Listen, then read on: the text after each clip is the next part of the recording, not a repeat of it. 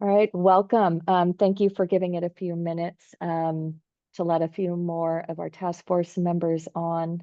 Good morning, and welcome task force members and members of the public to our third Vehicle Weight Safety Study Task Force meeting. Again, my name is Kayla McDonnell. I'm with the California Transportation Commission, and I'm leading this study on behalf of the commission. Can we go next slide, please? All right. I just want to provide a quick overview of our agenda, and then I'm going to hand it over to our clerk to go over the rest of the administrative items. So today, of course, we're going to take roll and go over some webinar logistics to make sure everyone's familiar with how to use this webinar. Second tab includes a summary of our July 16th task force meeting.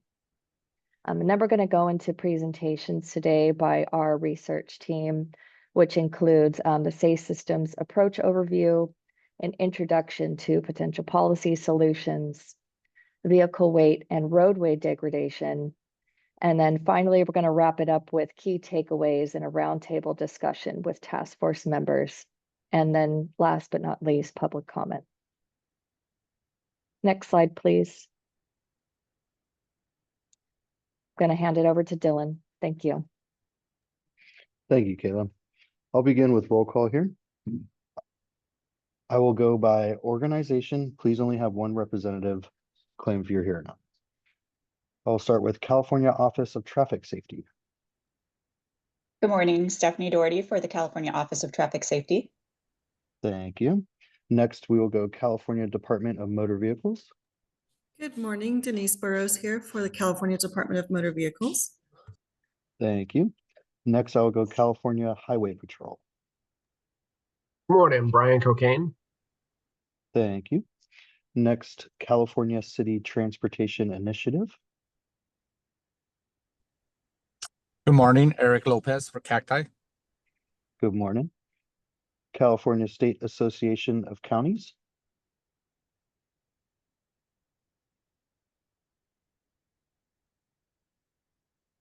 Active San Gabriel Valley. Topher Mathers with Active San Gabriel Valley. Thank you. Alliance for Automotive Innovation.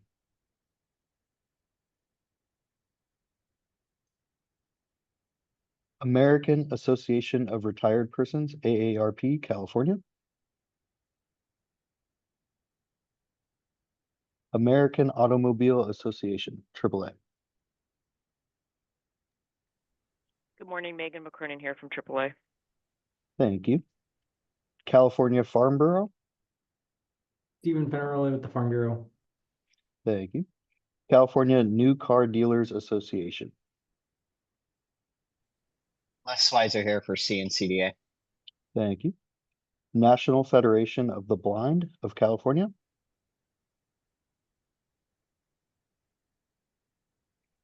Safe Streets Research. Rebecca Sanders here for Safe Streets Research and Consulting. Thank you. Streets for All.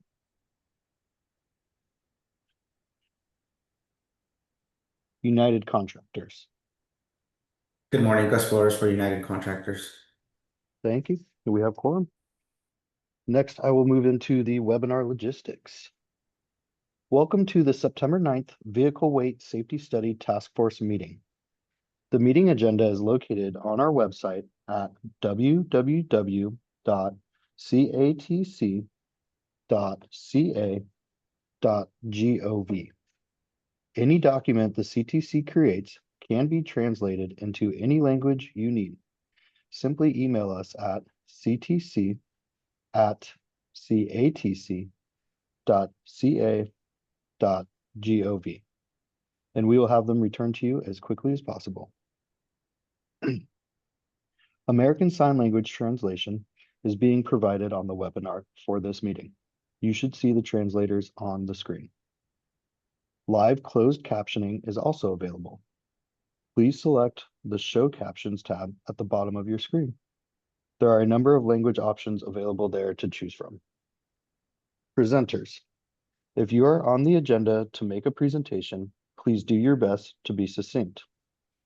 Please remember to speak at a steady pace to allow our translating services adequate time for accurate translation.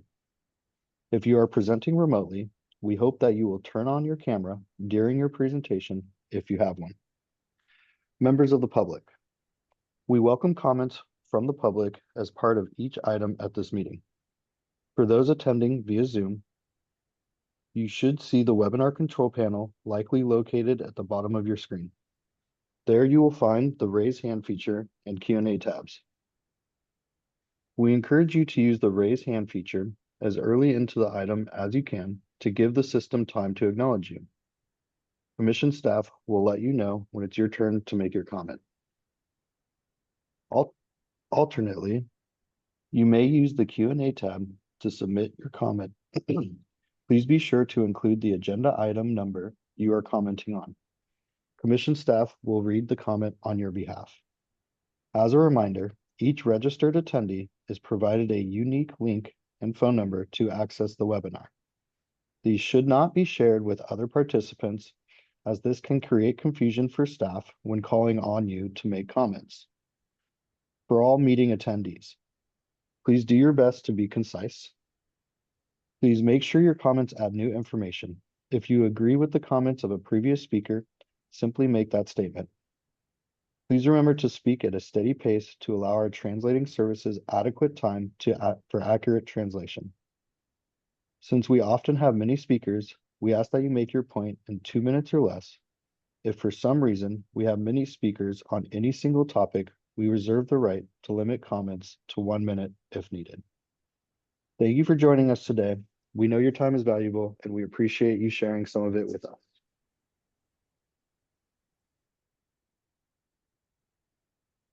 Thank you, Dylan. I'm going to go ahead and go to the next slide, please. So tab 2 is a summary of the July 16th task force meeting. And that summary was provided as an attachment on tab 2 on this agenda that was posted on our website. This item summarizes the findings from the last task force meeting, as well as additional comments and questions from task force members and the public. We would like to open up tab 2 to task force members for comment at this time, followed by public comment. Task force members, do we have any comments? Or do you have any comments?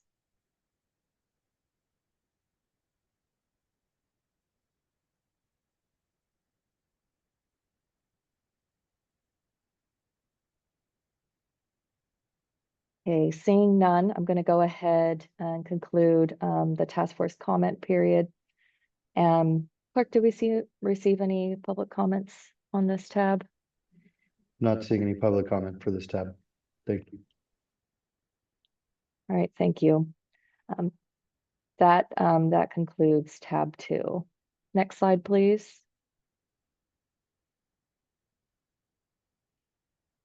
All right, I'm going to go ahead and turn it over now to Dr. Julia Griswold to give her presentation. Thank you, Kayla. So in my presentation today, I'll be describing the safe system approach, mostly as framed by the Federal Highway Administration. There are other frameworks, but this is the most common in the US and what has largely been the basis until recently in California. And I want to credit much of the slide content to Mark Doctor from FHWA. Next slide.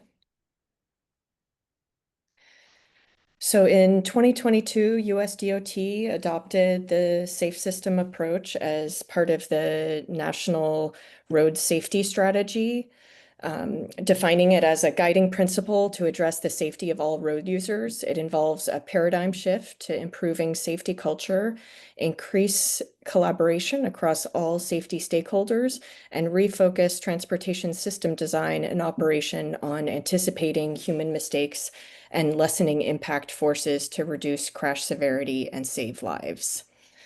So California had already adopted the safe system principles through the pivot of its strategic highway safety plan in 2020. And then additionally in 2022, Caltrans issued Director's Policy 36, which officially adopted safe system as the framework for achieving the state's Vision Zero goal on California's roadways. Next slide. So here I'm just showing you the top two takeaways from what I'm going to be presenting today. And that includes the safe system approach is principles based. So I will go over the safe system principles that guide this approach and advanced safety culture. And then achieving a safe system requires all 5 elements to be strengthened. So a system depends on each of its parts working together to achieve the best possible outcomes. Next slide.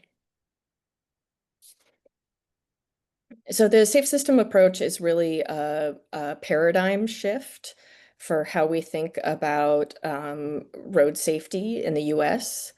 It aims to eliminate fatal and serious injuries for all road users by accommodating human mistakes and keeping impacts on the human body at tolerable levels. This is the fundamental objective of the safe system approach. And what separates it from traditional approach to road safety is the ethical imperative that not even one death is acceptable in our roadway system. Next slide. So here's what's generally referred to as the FHWA safe system wheel. The wedges represent each of the 5 safe system elements. And you can also think of these as the objectives of safe system. And then around the edge of the wheel, and then duplicated in this case on either side, are the safe system principles. And the principles are the more fundamental basis of the approach. So in the following slides, I'll go over the principles and then the elements, providing some examples of what's being done in California. Next slide. So the first principle is that death and serious injury is unacceptable. Now, as I mentioned, this is the moral imperative behind the safe system approach.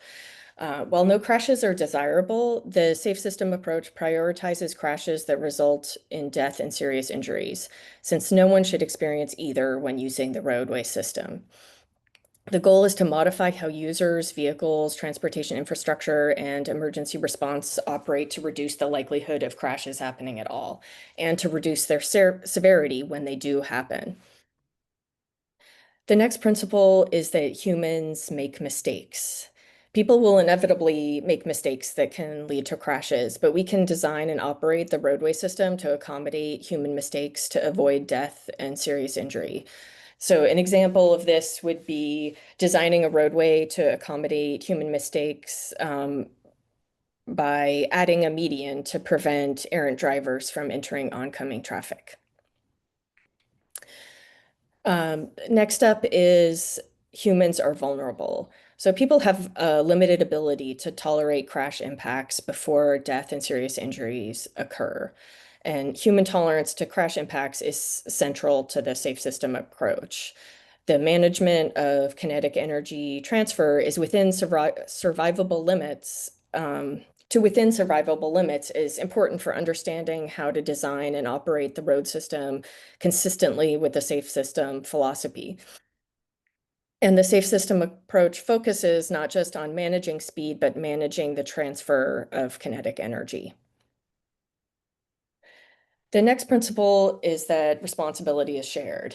So system managers, vehicle manufacturers, law enforcement, post-crash personnel, and system users all have responsibility to promote safe behavior and ensure that crashes don't lead to fatal or serious injuries. Examples include system managers designing facilities with proven safety countermeasures like roundabouts or median barriers. System managers keeping roadway systems in a good state of repair. vehicle manufacturers applying the latest safety features in vehicles, law enforcement equitably enforcing traffic safety laws, and users of all travel modes safely moving through the roadway system. The next principle is that safety is proactive. In addition to crash-based analysis, transportation agencies should use proactive tools to identify and mitigate latent risks in the roadway system rather than waiting for crashes to occur and reacting afterwards. This process, known as the systemic approach to safety, uses crash history, roadway design, and other data to identify patterns in geometric design that lead to certain crash types. System designers then identify appropriate countermeasures to mitigate the crash types. These countermeasures are systematically applied to all locations meeting the particular geometric design, irrespective of crash history. Rather than managing risk at certain locations, a systemic approach takes a broader view and evaluates risk across an entire roadway system. And a system-based approach acknowledges crashes alone are not sufficient to determine what countermeasures to implement, particularly on low volume local and rural roadways where crash densities are lower, and in many urban areas where there are conflicts between vehicles and vulnerable road users. The final principle is that redundancy is critical. Reducing risk requires that all parts of the roadway system are strengthened so that if one part fails, people are still protected. And I'll talk a little bit more about this principle later on. Next slide.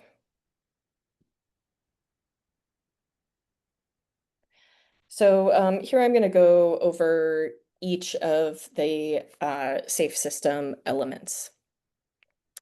And we'll start with safe speeds. So there's a direct linkage between safe speeds and our ability to survive a crash. And California has been a leader in addressing safe speeds. So there's the convening by CalSTA of the Zero Traffic Fatalities Task Force, very similar to this task force. And that task force focused on some shortcomings of the current practices for speed limit setting in California, which are based on driver behavior. And so they identified some of the barriers to safe speed limit setting and made another number of recommendations, including to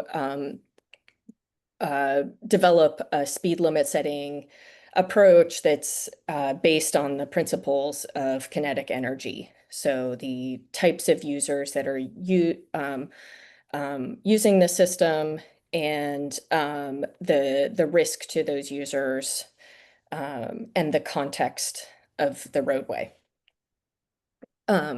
So legislative updates to shift speed limit setting from a driver behavior approach have been implemented. So AB 43 and AB 1938 created some new flexibility in speed limit setting that began to inch towards what the recommended approach was in the task force recommendations. And in support of that, there's some examples of what other agencies in California are doing. So OTS is funding safe speeds assessments to help jurisdictions apply this new flexibility in speed limit setting. Caltrans is currently funding research to develop a safe system aligned speed limit setting approach. And AB 645 allowed for a speed safety program, a speed safety camera pilot, which has been launched in California, which has been launched in San Francisco already and is forthcoming in a number of other cities in the state that were approved through the legislation. And then the other agency obviously involved in safe speeds, there's CHP and local law enforcement in terms of speed enforcement. So for safe roads are designed and operated to prevent crashes and keep impacts on the human body at tolerable levels.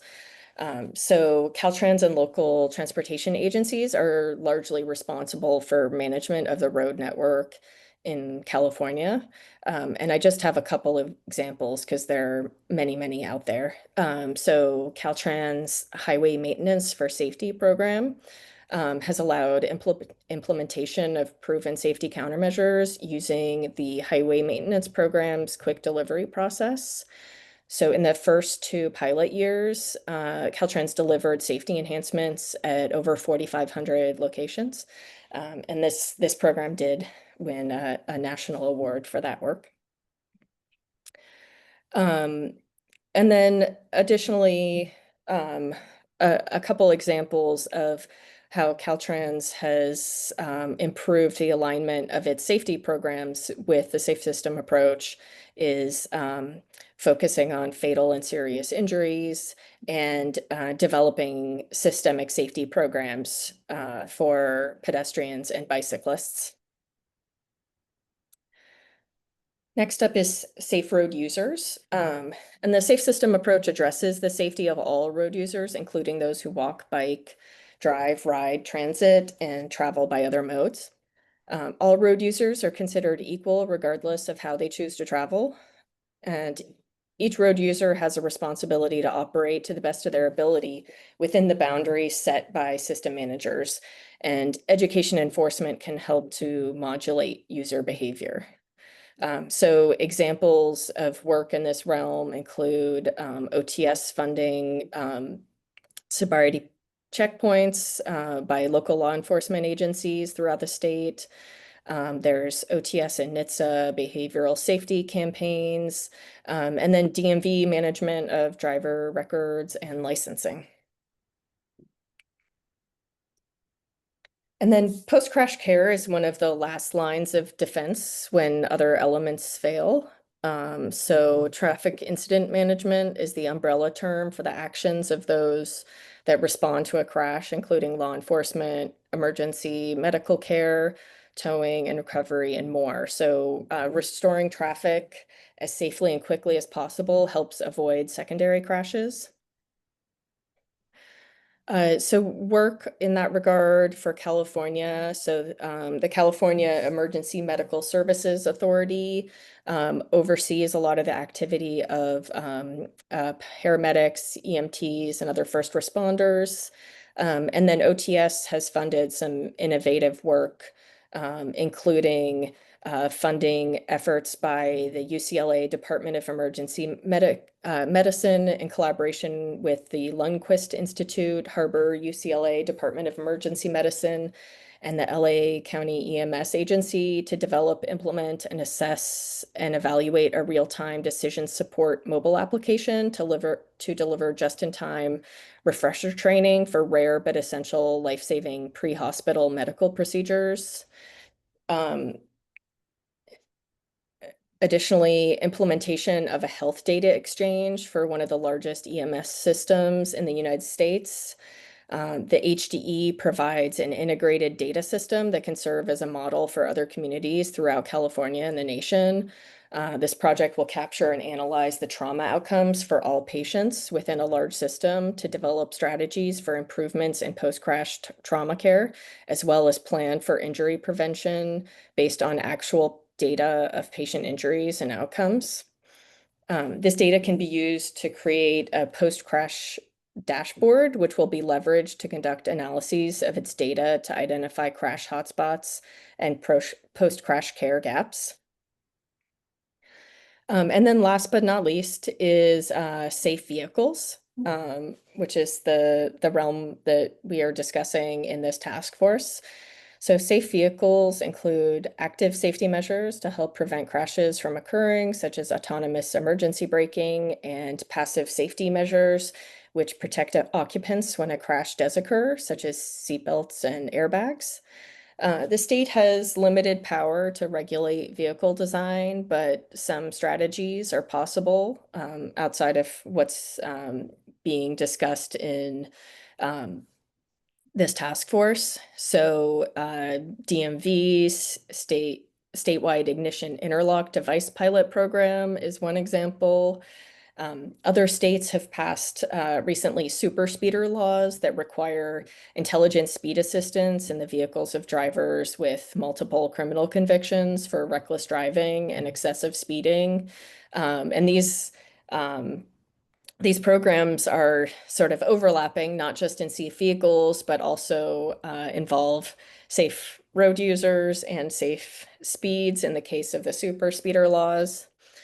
And then I'd like to acknowledge that there's been some criticism of how Safe System is framed using this wheel. So the emphasis on the elements has made it easy to continue with the siloed approach of safety seen with the ease of safety. Also, the equal sizes of the wedges suggest equal importance among the 5 elements, which may not be the case for the effectiveness or the value of each of these elements or objectives. And then a recent focus on upstream factors affecting road safety has led some states, beginning with Washington and soon for California, to adopt a 6th element in their SHSP, which is the safer land use element. Next slide. So I want to get back to the principle of redundancy is critical, which I think is highly relevant to this task force because it can sometimes seem like there are other more important areas to focus on than the weight of vehicles. So the left graphic here shows how the 5 safe system elements work together, such that if one part fails, there are redundant systems in place. So this is called the Swiss cheese model, and it helps demonstrate this redundancy. Layered safety measures are represented as slices of Swiss cheese, with the holes being weaknesses in individual parts of the system. The holes represent weakness causing failures or latent condition. When the cheese slices act as successive layers of defense and the holes are not lined up, a person is protected. The right graphic shows that a failure only results when a hole in each slice momentarily aligns, permitting a hazard to pass through holes in all the slices. The basic principle is that lapses and weaknesses in one part of the system can occur, but other parts compensate to not allow a failure. This relates back to the safe system principles that redundancy is critical and responsibility is shared. So just for an example of a real world example of how this might apply is working on creating redundancy for distracted driving. So educational campaigns focused on alert driving, avoiding behaviors like texting while driving, help create safe road users. Vehicle safety systems like lane departure warnings create safe vehicles that alert distracted drivers to potential hazards. Enforcement can help maintain safe speeds so that if an incident should occur due to distracted driving, impact forces on the human body remain within tolerable levels. Infrastructure like rumble strips creates safe roads and an additional layer of redundancy to warn distracted drivers about a potential roadway departure. Sometimes all these measures are not enough to prevent a distracted driving crash from occurring, but efficient, rapid post-crash care can help make this mistake not be fatal. Next slide. So this is FHWA's summary of what's different between traditional road safety practices and the safe system approach.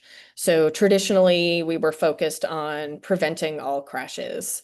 And now the focus is on preventing deaths and serious injuries. So, we can be successful by preventing a crash altogether or by mitigating the severity of a crash so that it's not a life-altering event for the parties involved. So then we have improve human behavior.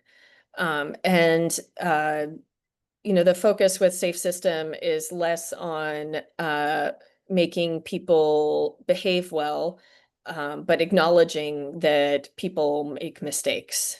So even users who are doing their best will occasionally, miss a driver in their side view mirror when they're changing a lane, or may not see a pedestrian in front of them. But we don't want those mistakes to be fatal.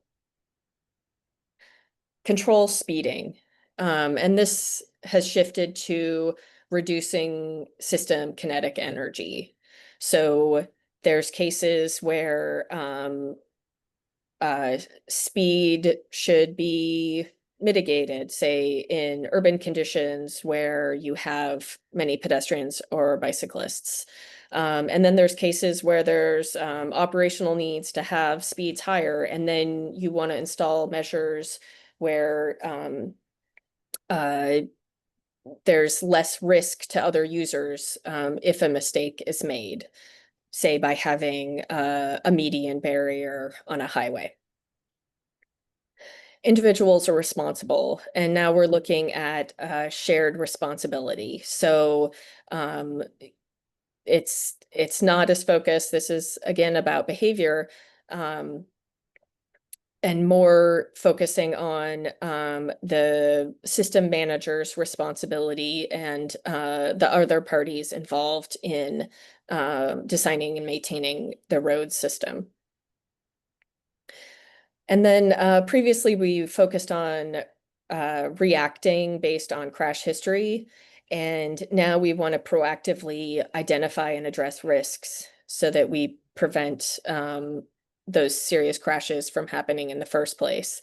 And this can be done by the systemic safety analysis that I discussed, or using alternative data sources like surrogate safety measures, or potentially vehicle telematics data with harsh braking, or other data sources to identify high-risk locations without where crashes may not have occurred yet, or a pattern may not have occurred yet. Next slide.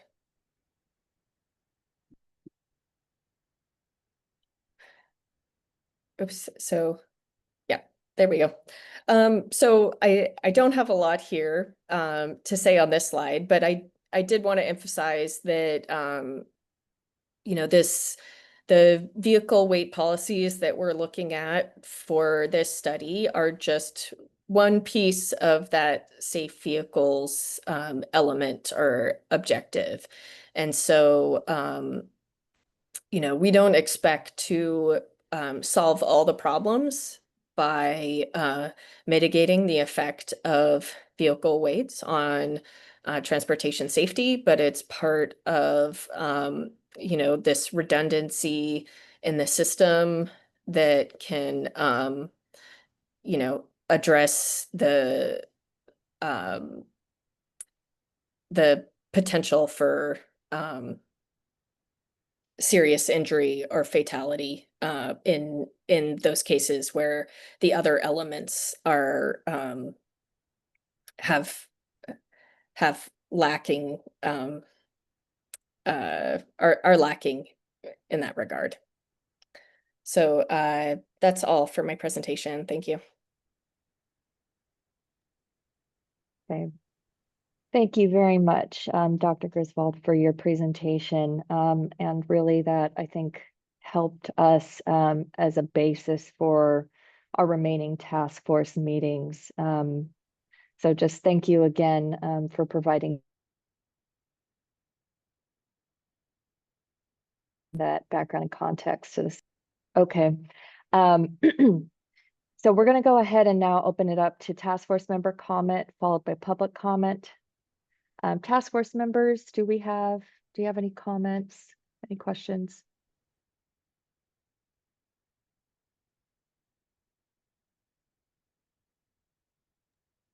Steve Finnegan.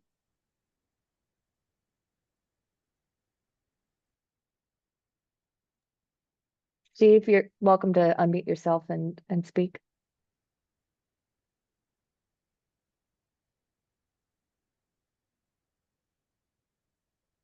Okay, we might have some technical difficulties there. Gus? Good morning, Gus Flores with United Contractors. Quick question.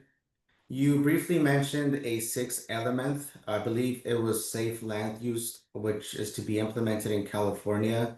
Just hoping you could elaborate on that.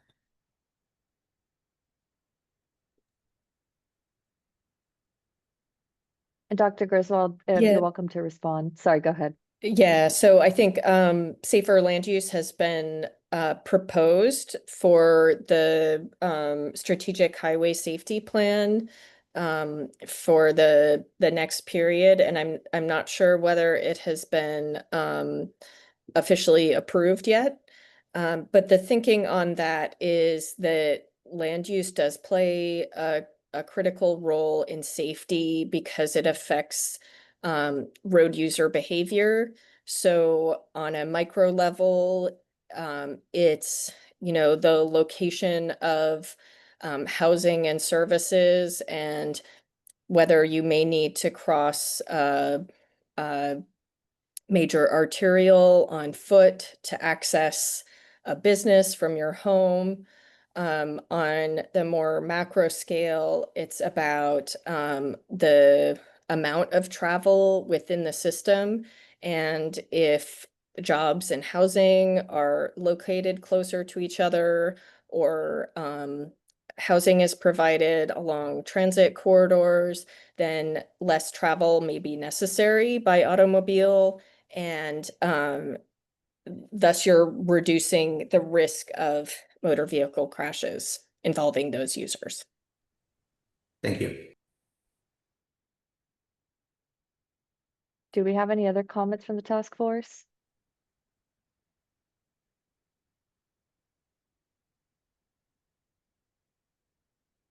Seeing none, going to go ahead and turn it over to public comment. Clerk, did we receive any public comments? Thank you, Kayla. Yes, we have one written comment from an anonymous attendee. I have a question about Caltrans's approach to safety. In developing reactive safety projects, Caltrans identifies the number of incidents at a given location.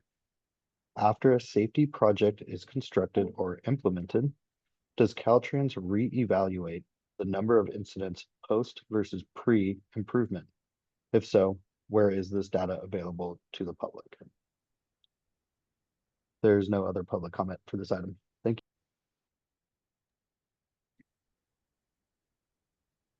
And I did want to just mention, I believe we've had two other task force members join, Mark for Streets for All, and Mark also from and I don't recall the association off the top of my head, but we've noted you on our roll call list, so thank you for joining. All right, that concludes our presentation and comment for tab 3. Next slide, please. So tab 4, introduction to potential policy solutions. We'll have another presentation by Dr. Matthew Rafman. Go ahead, Matt. All right. Hey, everyone. Thanks for having me back. It's a pleasure to be with you again. Today, we're talking about a different chapter in our developing vehicle weight safety study academic report. And this one is focused on a landscape, really, of policy actions that California might be interested in or might consider moving forward. Good. Next slide. So today, I'm hoping to hit on three fairly brief topics that will not go too long, and this can be more fodder for conversation. The first is just to give an overview of the potential policy solutions. Then we're going to dig into two of the three potential ideas.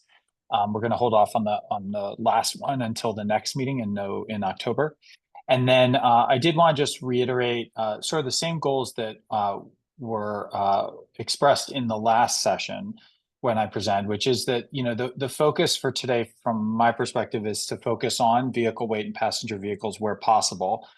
Though sometimes it's a more expansive discussion, as Dr. Griswold was also talking about, beyond vehicle weights when we're thinking about traffic safety.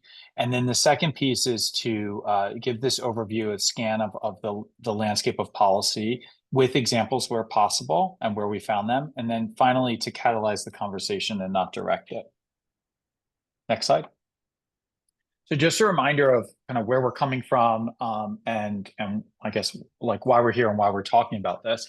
You know, the challenge really is that our roads are unsafe in an objective sense of the word. There are 40,000 people that are dying every year on America's roadways, and about 10% of those fatalities are happening in California, about 4,000 every year, and maybe an order of 3 to 4 times more serious injuries occurring on California's roadways than fatalities. So put together in totality, you know, there are a lot of people, a lot of lives, a lot of families, a lot of communities that are affected by this road safety issue. And we're seeing this, what was some improvements and some achievements that have been happening over the past 4 or 5 decades, wither away. And over the past 15 years, we've seen this uptick in fatalities and serious injuries in the state of California. Next slide. Commensurate with that, and not necessarily the causal relationship as we discussed in the last meeting, but not necessarily not a causal relationship either. We've seen this increase in the size of vehicles and in a shift towards larger vehicles in our vehicle fleet. So, and when we looked at registration data from the last 14 years, we found that 14 years? Yes, 14 years. We found that there is this transition occurring from sedans, from cars, to other types of vehicles, primarily to SUVs. And that also all of these vehicle types themselves are getting heavier and larger over time. That is, I'll just reiterate, that is an issue from a safety perspective based on both the physics relationships of mass mattering in terms of kinetic energy transfer in a collision, but also in these other areas around ground clearance, higher center of gravity, larger blind spots, and flatter front ends that are associated with these larger vehicle types. Next slide. So potential policy solutions. Big picture here, we've broken down policy solutions. And I kind of define policy as a concept fairly generally, noting I do have a master's in public policy. This is not, you know, strictly policy in terms of executive action, but a more broad picture of what's out there as policy solutions.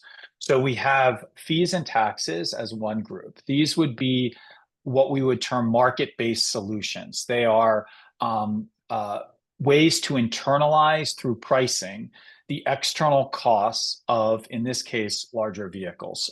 If you're an economist or have training in that, these would be Pigovian taxes, taxes that are minimizing something that is a negative externality. And we'll discuss this topic, which is perhaps the most meaty of the three, in the next session, because we want to align that with CDC's advisement and consideration with topics that are being presented in the next meeting.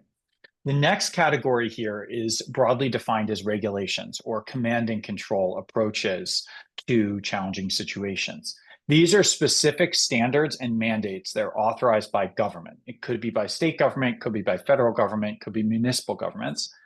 And as we'll see in this case, and as Dr. Griswold alluded to, in the case of vehicles, regulatory authority generally, because of the Commerce Clause and because of preemption from the federal government for personal vehicles, this generally lies within the federal government and is not a particularly viable state solution. But we'll talk about this as a landscaping exercise as well.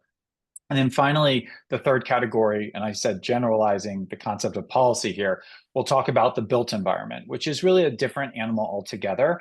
But it's informed by the idea that when investments are made in improving road safety alongside with fees and taxes or regulations, that can create essentially a virtuous cycle of safety improvement, where we make the road safer, but by removing or by kind of shifting the supply of vehicles to be more safe types of vehicles, but we also invest in infrastructure that improves the safety of those operations of vehicles on our roadways, particularly for vulnerable road users.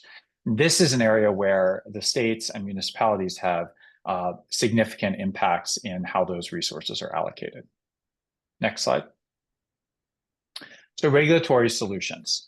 The federal government primarily sets standards for new vehicle manufacturing, almost, I would say, exclusively sets the standards for new vehicle manufacturing. States, like California, oversee the safe operations of those vehicles on roads. And that is perhaps the easiest way to break it down. The federal government ensures that, or is charged with ensuring that the vehicles that roll off the assembly line are built to a minimum standard of safety. And then once those vehicles are on the road, it's the state's responsibility, as well as the federal government, to see that those vehicles are operated safely and maintained in a safe condition. States have the responsibility for things like vehicle inspections, traffic laws, and the enforcement of those laws, the rules of the road, occupant protection law. So this would be things like mandatory seatbelt use or vehicle distraction laws is something that we've seen, or DUIs, these types of things, where the standard is set for, what would be considered intoxicated. And then vehicle titling and registration, which is kind of a feedback loop, right? Which can be used if there's infractions in the way that a vehicle is maintained or in the operation of that vehicle. Next slide. So when we talk about the federal responsibility, I'm going to break this down to two categories. We're going to talk about vehicle design safety standards, and we're going to talk about crash worthiness or crash testing. So the federal responsibility lies with NHTSA, which is the National Highway Traffic Safety Administration. I'm sure many of the people who are members of this task force are well aware of most of this stuff already. This is an agency that's part of the U.S. Department of Transportation. It was established in 1966, and NHTSA is tasked with the broad mandate of reducing deaths, injuries, and economic losses resulting from motor vehicle crashes. The primary tool for ensuring vehicle safety is through the Federal Motor Vehicle Safety Standards, and that's the FMVSS. These are a comprehensive and evolving set of standards that set the minimum safety performance requirements for all new vehicles that are rolling off assembly lines for sale in the United States. This mechanism, the SMVSS, is a natural place to start when thinking about regulatory actions, particularly as it would pertain to growing vehicle fleet in terms of size and the potential safety implications. FMVSS is a broad-ranging and expansive set of regulations that range from everything that we know in our common lives now around vehicles, around airbags, seatbelt harnesses, side impact crashes, and the resiliency of the vehicle and that type of impact, roof crushing resistance, rear visibility. All of these things are set through standards in the FMVSS that manufacturers are required to adhere to when manufacturing new vehicles. And we see that evolution of those standards over time to improve the safety of the vehicles that are being manufactured. We can go to the next slide. So when it comes to these standards, because of the preemption of the federal government in terms of manufacturing these personal vehicles that can travel across state lines, there is no state opportunity per se to enact regulations around the way vehicles are manufactured.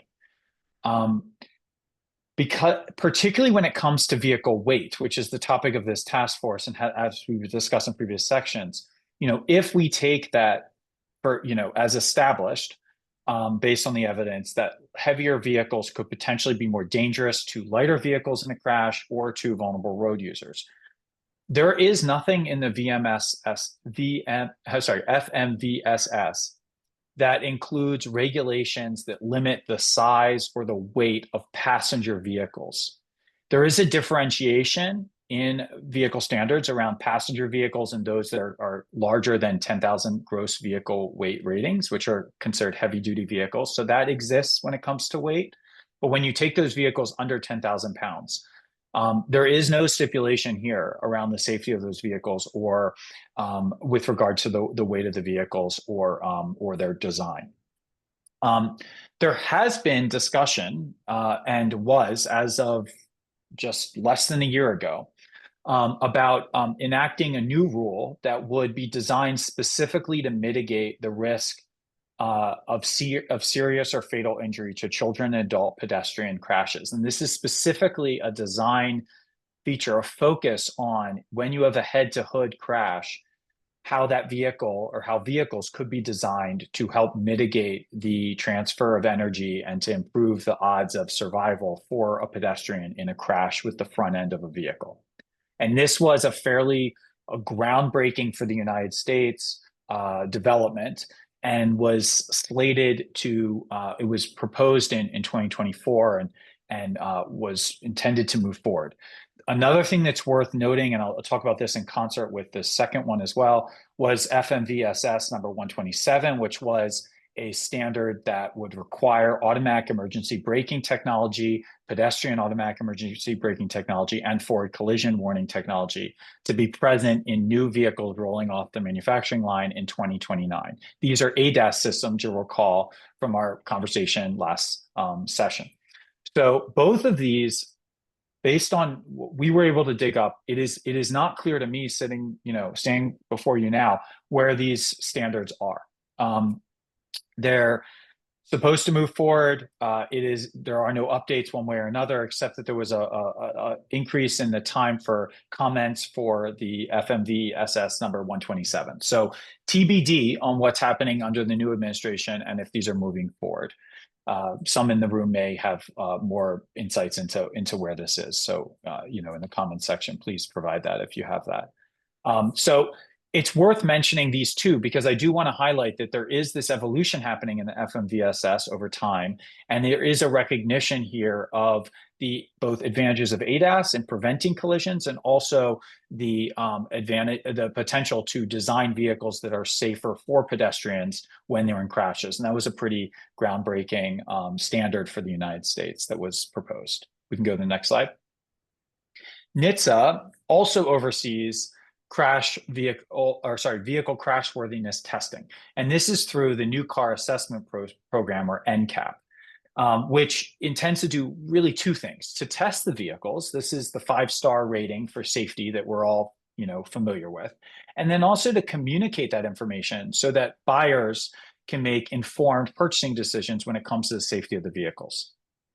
There's two things worth noting here. One is NHTSA oversees NCAP, which is the 5-star safety rating I mentioned. There's also another institute or initiative called the Insurance Institute of Highway Safety, or IIHS, that oversees a separate vehicle testing system that is I think it's a 3-point rating of like average, good, or great, or something like that. And that 3-part rating is fully independent from NHTSA. So there are these two mechanisms for evaluating as a consumer the safety of vehicles. When it comes to NCAP, which is the federal one, it tests frontal crash, side barrier crash, side pole crash, and rollover resistance. There is nothing in this that tests how, in a collision, a pedestrian or other vulnerable road user would fare when it comes to their likelihood of survival. There was a proposed change in the IIJA, which was the Infrastructure Act that was passed by Biden, that would have required these NCAP safety ratings, and this is something I'm really bleeding into the next slide here, but it would have required those ratings to test for how well a vehicle would avoid a collision with a pedestrian. This gets back to the relationship between these two federal programs of the NCAP and the FMVSS, because you see how you might require manufacturers through the FMVSS to design vehicles to be safer for pedestrians and to include collision avoidance technology in those vehicles, right? And automatic emergency braking. And then you can see how through the NCAP, this vehicle safety rating testing, we would then test how effective those programs are. So they do work together, whether directly or indirectly, through this process. We can go through the next slide. So this movement that was happening around improving NCAP and recognizing the safety for non-vehicle occupants is something that we are lagging behind Europe on. So in Europe, Euro NCAP, as it's called, not only tests how effective the programs are in detecting and avoiding a collision with a vulnerable road user, a non-occupant user, but they also test in Euro NCAP 3 different types of tests of when there's a crash, much like the crash test dummy inside the vehicle. How would a equivalent crash test dummy on a bicycle or a pedestrian fare in that collision? So they test head impact, I think torso and leg impact or knee impact. And I'm mentioning this to just highlight that we're not groundbreaking, at the federal level here anymore. We're lagging when it comes to the safety of non-vehicle occupants and testing this in the United States. So we're getting ahead of ourselves here because you'll see the first opportunity here is to consider a road-based safety fee or tax option. And the idea here of a potential opportunity for the state of California, we don't have any examples of this happening right now, would be instead of looking just at vehicle weight, when considering anything that California does do, go straight to the goal, which is to improve the safety. So if there is an appropriate safety rating for a vehicle for occupant and non-occupant safety, to use that rating to inform how the state designs a policy program to incentivize vehicles that are safer to be the ones that are purchased by consumers. And I'll leave that there and we can pick that up at the end and probably in the next session as well. The other thing to note here is that based on our read, there is nothing that would exclude from a legal basis, and I'm not a lawyer, and this is obviously something that will go through the legislature, but there's nothing that excludes states from developing their own crash test assessment programs and communicating the results of those programs to the public. There is nothing regulatory about that. It's simply about evaluating the safety of vehicles and communicating information so consumers can make an informed decision. So should the state of California choose, as it is doing, recognizing the state of California is currently deviating from federal policy on a number of fronts, it is possible for the state of California to design its own crash test assessment program. So we're not pushing that or advocating for that in any way. There is no other example of that in place, but it is worth noting that that is an option from a policy landscape perspective for the state of California. It is not clear how, the final point I'll make on this is, it is not clear how in a world where occupant and non-occupant safety is evaluated with respect to a particular vehicle. And just to put a final point on that, you might test a vehicle in a crash and you'll get a certain assessment as to how the 4 passengers in that vehicle would fare in a collision with a obstacle, but then also test that same vehicle with how other non-occupant users would fare in a collision with that vehicle. And it is not clear right now how to aggregate those 2 assessments into a comprehensive single assessment for a vehicle. How do you weigh the safety for occupants versus non-occupants and boil that down into a single number? That is a real challenge inherent in considering both non-occupant and occupant safety. And it complicates this crash, the new car assessment program, or just assessment programs around safety in general. So enough on that. We'll go to the next slide.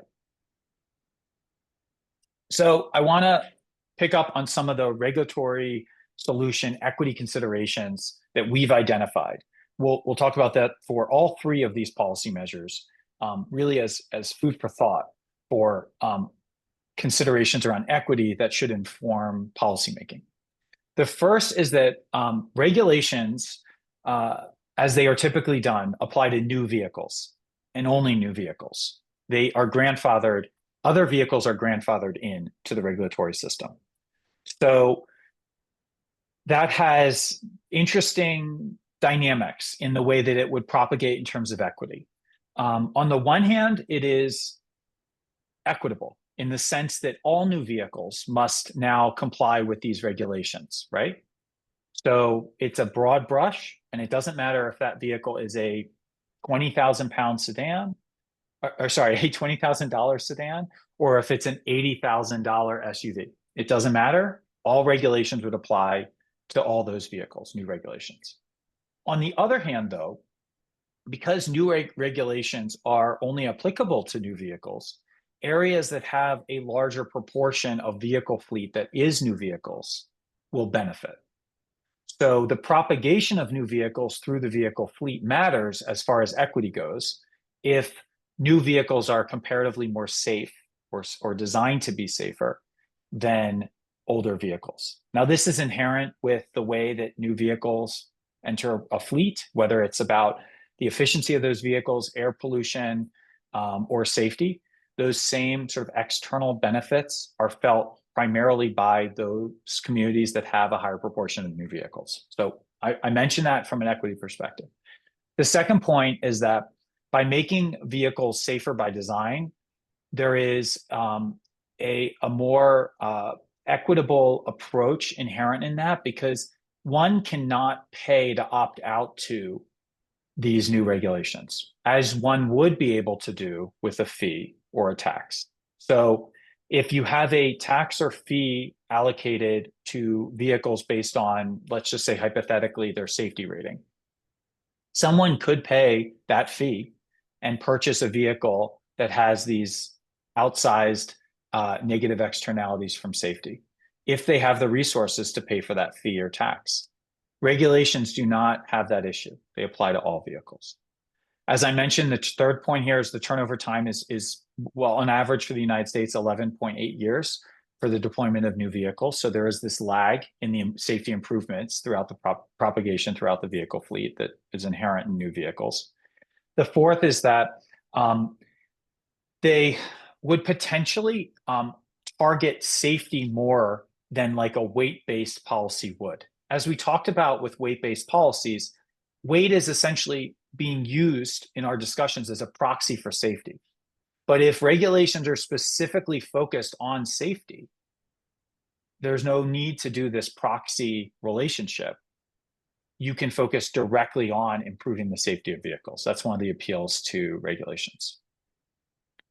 And the final point I want to make here is that some professions, from an equity perspective, may require the use of what might be defined as less safe vehicles. Larger vehicles, vehicles that might not be possible to design with safer front ends, as an example, if we did have that regulation go through at FMVSS, or that standard. So it is possible that some professions will need a vehicle that is designed in a way that otherwise does not comply with the safety regulations. So how do we, in the royal we as a society, address those equity concerns for some populations or some professions that might need access to vehicles that otherwise do not meet the criteria of a safer vehicle by the standards? So some stuff to keep in mind there, and we can move on to the next section. So built environment. Now, built environment is not, in this sense, with the exception of one of the points I'll make, explicitly related to vehicle size or weight. But we also are considering it in the report and this presentation because there are major implications for road safety. And Dr. Griswold went over this as a big part of safe roads, right? And the interactions of humans with roads and how we design our roads has an implication for safety. So we've done this at the request of CTC, and also just in general, we concur that it is valuable to consider the built environment. Now, I'll mention 3 reasons why I think that's true. The first is that the built environment highlights the importance of the safe system approach and the redundancy model, whereby improvements to vehicle safety should be considered, as we've discussed, but they should be considered alongside with and in conjunction with improvements to the built environment, education, other factors that have been discussed already with the safe system wheel. The second point is that some of the built environment elements do actually have a direct relationship with vehicle size and weight and are worth talking about. And the third piece is that when generating resources or revenue, specifically, from a fee or a tax policy or anything like that, or just considering how to allocate resources for infrastructure. It's worth being aware of these built environment improvements and the potential to create a virtuous cycle of improved safety in the state of California, whereby fee and tax policy revenue could be allocated to built environment improvements and therefore have this 1-2 punch when it comes to improving safety. And this has been something that has been touted as what's called a cap and invest program in the environmental space and the climate change space. And it's the exact same idea here, which is you can ratchet down in this case, the safety improvements. So you can improve safety through ratcheting down the demand and the vehicle fleet while having this virtuous cycle of investing in safety improvements for the state. So we can go to the next slide. So I'm going to talk about 5 different types of built environment interventions. And I have a fair amount of examples of evidence for each one. And I'm thinking, actually, I'll go a little bit quicker through it so that we can get to a discussion part here and hear your feedback and thoughts about this broader concept. So we can go to the next slide.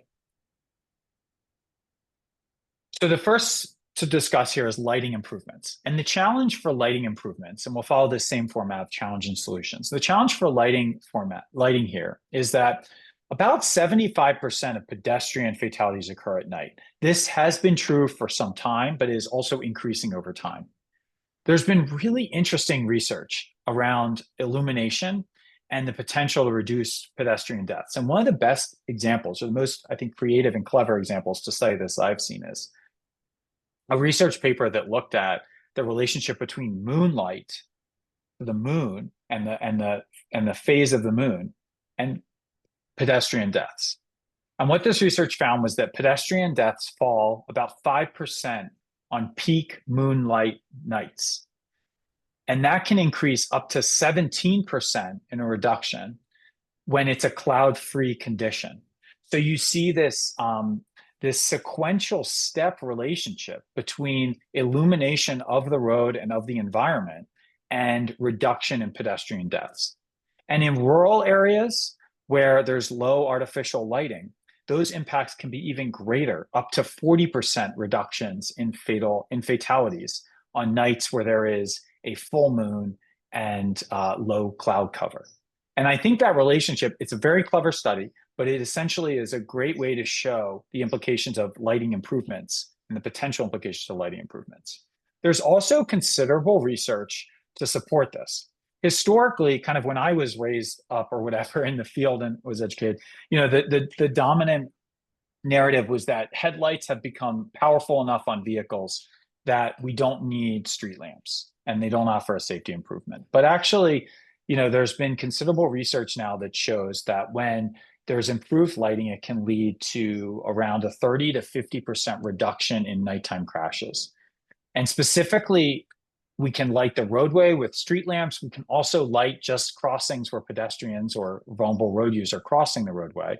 And other research has found about a 50% reduction in pedestrian crashes and an increase in yield rates, the motorists yielding to pedestrians, that are even higher when we put in lit pedestrian crossing signs. So street lights, high visibility crosswalks, improved striping that will reflect off of the headlamps, will reflect off of the striping, and advanced yield and stop markings can all be beneficial for improving the safety of pedestrians and vulnerable road users at night. So we can go to the next slide. The next topic here to talk about is traffic calming. Now, traffic calming connects with what we talked about last time and also what Dr. Griswold talked about in the Safe Systems work, is that there is this important role of speed in the way that energy is transferred in a collision. And in fact, speed matters even more, substantially more than mass does, in the sense of how much kinetic energy is transferred when a vehicle crashes into another vehicle or when a vehicle strikes a pedestrian or a vulnerable road user. So because of the impacts of speed and the importance of speed, traffic calming as a genre of built environment improvements is a really important one to think about and talk about.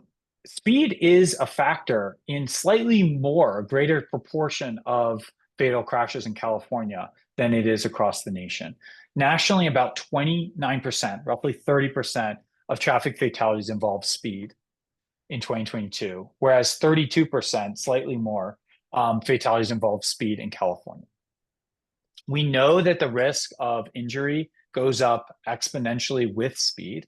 And just to put a point on that, if a pedestrian is hit by a vehicle going 20 miles an hour, their survival rate is about 90%. That drops to 25% if the vehicle is traveling 50 miles an hour. And we see that relationship play out in considerable academic research that study this. So some solutions. Speed bumps. Speed bumps have been found by IIHS and others to drop injury-producing crashes by about 40%. There's also a commensurate decline in the number of crashes involving pedestrians and cyclists. Traffic circles. Traffic circles can reduce fatal crashes. So FHWA has found 90% reduction in some of its studies in fatal crashes that use a traffic circle, and a 75% reduction in injury crashes. Sometimes crashes may not shift or may even go up in a traffic circle, but the key here is that safe system approach of trying to prevent or avoid a fatal or serious injury. So reducing the severity of those crashes using traffic circles. And the third one I wanted to mention here is lane narrowing. FHWA in their road diet information guide cite a 19 to 47% reduction in overall crashes when a road diet was employed. And a road diet is simply just removing lanes from the road. And this is relevant because it reduces vehicle-to-vehicle conflicts and reduces sideswipe crashes or rear-to-end collisions.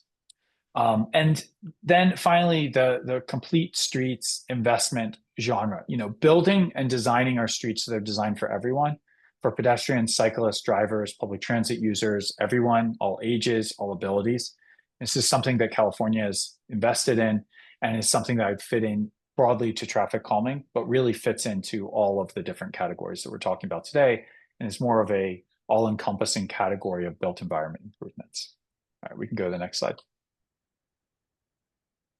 So let's focus a little bit on pedestrian crossings and cycling crossings, bicyclist crossings. So pedestrian crossings, we know that the pedestrian share of fatalities and serious injuries is increasing in California. It's something we talked about last time. And that heavier vehicles potentially pose an increased risk to pedestrians. In California, we've seen a 50% increase in pedestrian fatalities from 2013 to 2023. We've also seen an increase in general in fatalities across the state. And so the share of fatalities has increased a bit from 24% of fatalities being pedestrian fatalities in 2023 to 27% of fatalities as pedestrian fatalities in 2013 to 2023. So over that 10-year period, we went from 24% to 27% of fatalities were pedestrian fatalities. So a couple solutions to be aware of here. Zebra striping. This is simply striping, putting those black and white markers to notate, to show where a crosswalk is for pedestrians and for other road users. So zebra striping. Raised crosswalks. Raised crosswalks are speed humps or humps where someone can cross as well. These have been shown to reduce pedestrian crashes by as much as 45%, according to FHWA. Curb extensions, building out an extension to reduce the amount of distance that pedestrian or other road user has to cross a road, and to make them more visible to drivers. That can reduce crashes and improve yields for two pedestrians that are trying to cross the road. There's a study from Portland State University that found that yielding to pedestrians increased from 29 to 74% when they put in curb extensions. The third category that I don't think I put on the bullets here, but is important to note, is pedestrian intervals. So leading pedestrian intervals. This is a head start, right? This is basically when you have an intersection and you give pedestrians a head start of a couple seconds to get across the intersection. This can reduce conflicts between pedestrians and vehicle road users, and it also increases the visibility of pedestrians crossing the road because they're out in front of the vehicle and not on the side of the vehicle. Several studies from Bellevue, Washington to State College in Pennsylvania have found about a 40% reduction in pedestrian and vehicle crashes when you use leading pedestrian intervals. So Zebra striping, crosswalks, curb extensions, managing vehicle speed because it matters in terms of survivability of a crash for pedestrians, and ADA compliance and just making our system move more smoothly for pedestrians and road users of all walks and roles of life. So we can go to the next one. So bicycling infrastructure. So we'll talk about pedestrian infrastructure before, now we'll talk about bike infrastructure. Same thing is sort of true for bike infrastructure. We've seen, just particularly for serious injuries, this uptick in the share of California serious injuries that are bicyclists. And we know that heavier vehicles also pose a potential increased risk for bicyclists. So the solution set here is fairly straightforward. And I mentioned this last session as well. It's about deconflicting bicyclists and vehicles. If the vehicle and the bicyclist, and this also kind of transfers to pedestrians, though they're more generally deconflicted in the sense that they're more have their own rights of way around sidewalks. But when you deconflict bicyclists and vehicles, they are not in the same place at the same time, and therefore a crash is less likely to occur. So separated bike lanes, protected bike lanes, greenways are examples of bike infrastructure where the bicyclist is fully separated by infrastructure from the vehicle and is much safer as a result. One of the best studies into this that looked at over 13 years and 12 US cities found that those cities that had separated bike lanes had 44% fewer fatalities and 50% fewer serious injuries compared to the national average of cities. And so we know from the research that these types of infrastructure improvements that separate bicyclists from vehicles improves their safety. Paint, put in a nutshell, doesn't work. Just putting in sharrows, which are the arrows that show that you should share the road with bicyclists and it's the same space, it doesn't work. So separating road users is a really important piece here, as well as managing vehicle speed that I mentioned before, and signal timing and prioritization. This is leading bicyclist intervals. It's the same concept as we talked about with leading pedestrian intervals, but looking at leading bike intervals, which is an area of open study, like how effective they are and what the appropriate intervals should be. But it's likely to follow a sort of similar idea as the pedestrian leading intervals will. Okay, we can go to the next slide. So I mentioned that one of these focused on specifically weight. And so I want to highlight road infrastructure and vehicle size. The challenge here is that the roads may not be designed for the changing vehicle fleet, a vehicle fleet that's getting heavier. Guardrails may be inadequate, and we'll also talk about a colleague, John, who will talk next about degradation of the roadways. I'll hold the punchline on that. And road weight restrictions, which are like the restrictions for vehicles. It's actually a photo on the right you see here from my street, which says that vehicles over 3 tons are not permitted on the street. And that is absolutely not followed.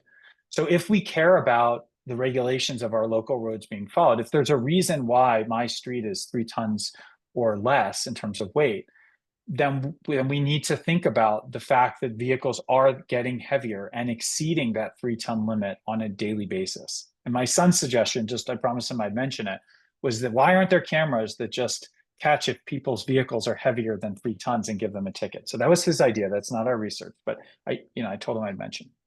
So the thing here that's really important to mention is the MASH, which is the Manual for Assessing Safety Hardware. It's developed by AASHTO, another acronym, the American Association of State Highway and Transportation Officials. This is the standard for guardrails, for protective infrastructure on the roadway to keep vehicles on the roadway so that they don't go off of the roadway if they lose control, if the driver loses control, so that the vehicle doesn't go off the roadway, God forbid, strike another road user on the side of the road, or potentially go off the roadway and strike a wall, a pole or something like that, and as a result be more seriously injured for the occupant of the vehicle. So we have infrastructure on the roads to keep vehicles on the road when and if a driver should lose control of the vehicle. Well, that infrastructure and the standard has been updated. The most recent update was 2016. But that standard's designed around a pickup truck test at the larger end of the spectrum for passenger vehicles that is a 5,000-pound vehicle. Well, you'll recall in our previous conversation when we talked about vehicle weights, there are quite a few pickups and SUVs now that are over that 5,000-pound limit. And particularly when we talked about electric vehicles, we talked about how electric vehicles are about 25% to 30% heavier than their gas versions. And therefore, some of the vehicles are being pushed well above into that 6,000 pound, 7,000 pound, even at the highest extreme of passenger vehicles, over 9,000 pounds. So these vehicles are not compliant, or I should say these guardrails or this protective infrastructure would not be compliant with one of those larger vehicles striking it. And why does this matter? What do we know about what might happen? Well, the University of Nebraska has actually been testing this within the context of electric vehicles. And they tested 2 electric vehicles. I'll mention it, but I don't think it has anything to do with the brand. So I want to be totally faithful to the work that they did. They tested a 2022 Rivian R1T pickup truck, and they tested a Tesla Model 3. However, I want to again highlight this is not about the brand. There are quite a few vehicles from many manufacturers that would fit into these criteria. And what they found is that that pickup truck, which weighs over 7,000 pounds, when tested at 60 miles an hour, which is what, as per the testing, went straight through the guardrail. It's a combination of the weight of the vehicle, how the weight is distributed across the vehicle with a lower center of gravity, and other physics dimensions as well in that calculation. But it went through the guardrail. It did not stop the vehicle. And interestingly, they also tested a Model 3, which is below that limit. But because the Tesla Model 3 was designed very aerodynamically, which many electric vehicles are, with a low center of gravity and a low ground clearance, the vehicle went underneath. It actually got pushed underneath the guardrail. So these new vehicles require at least consideration when it comes to the safety infrastructure we're putting on our roads, and whether or not that safety infrastructure was designed based on almost a decade ago, based on standard, updated a decade ago, if those standards are still appropriate for a changing vehicle fleet. And I'll leave this piece here, but I did want to mention it for your consideration. We can go to the next slide. So regulatory, so for built environment considerations around equity, the first is that large scale investment is needed. We just talked about 5 different types of ways of spending resources to improve safety in our communities. And that takes money. And it's going to take a large scale investment across the board, across the state of California to make those improvements. And that's important to note. And whenever there's investment, there's scarcity. And whenever there's scarcity, there's communities that receive the resources and those that don't. And so it's really important to consider equity in many different ways around how those resources are allocated. The second point is urban investments and rural investments may differ. They may differ in not just, I mentioned here, their scale and the impact, because scale and impact are linked to population density and population. So if we exclusively allocated resources based on the biggest bang for the buck in terms of the population affected, resources may not go to rural communities because urban communities are denser. That's important to consider. It's important to consider how resources are allocated from an urban and rural perspective, but also in terms of the types of investments. Investments in complete streets and some of the improvements around pedestrian crossings that we talked about might be appropriate in an urban environment, might require different types of investments in a rural environment. So I think that urban-rural investment question is a really important equity one to consider. The next category is that risk. Is this inherent risk that improvements in communities can accelerate gentrification?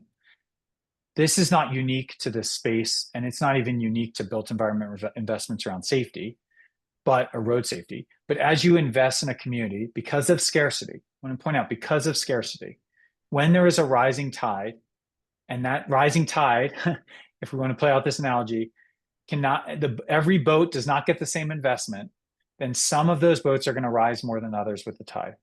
And when that happens, the boats that survive become more valuable. So we're stretching this out. But in general, when you have gentrification that follows investments in communities, that can be really important. It can be really harmful for the communities that live in those communities. This is a concern that we collectively in this space hear a lot from communities around, say, bike lane infrastructure or investments. please don't put that bike lane in. Please don't put that investment in my community because it's going to make my community cost more. The amenity value of the community is going to go up, and I'm no longer going to be able to afford to live here. So we don't want people to be displaced in the state of California because of road safety improvements. So I think it's really important. Again, this gets back to number one, large-scale investment is needed. If you invest everywhere and everywhere improves, then everything can increase in value, and you don't have this haves and haves not dynamic in terms of who receives these investments.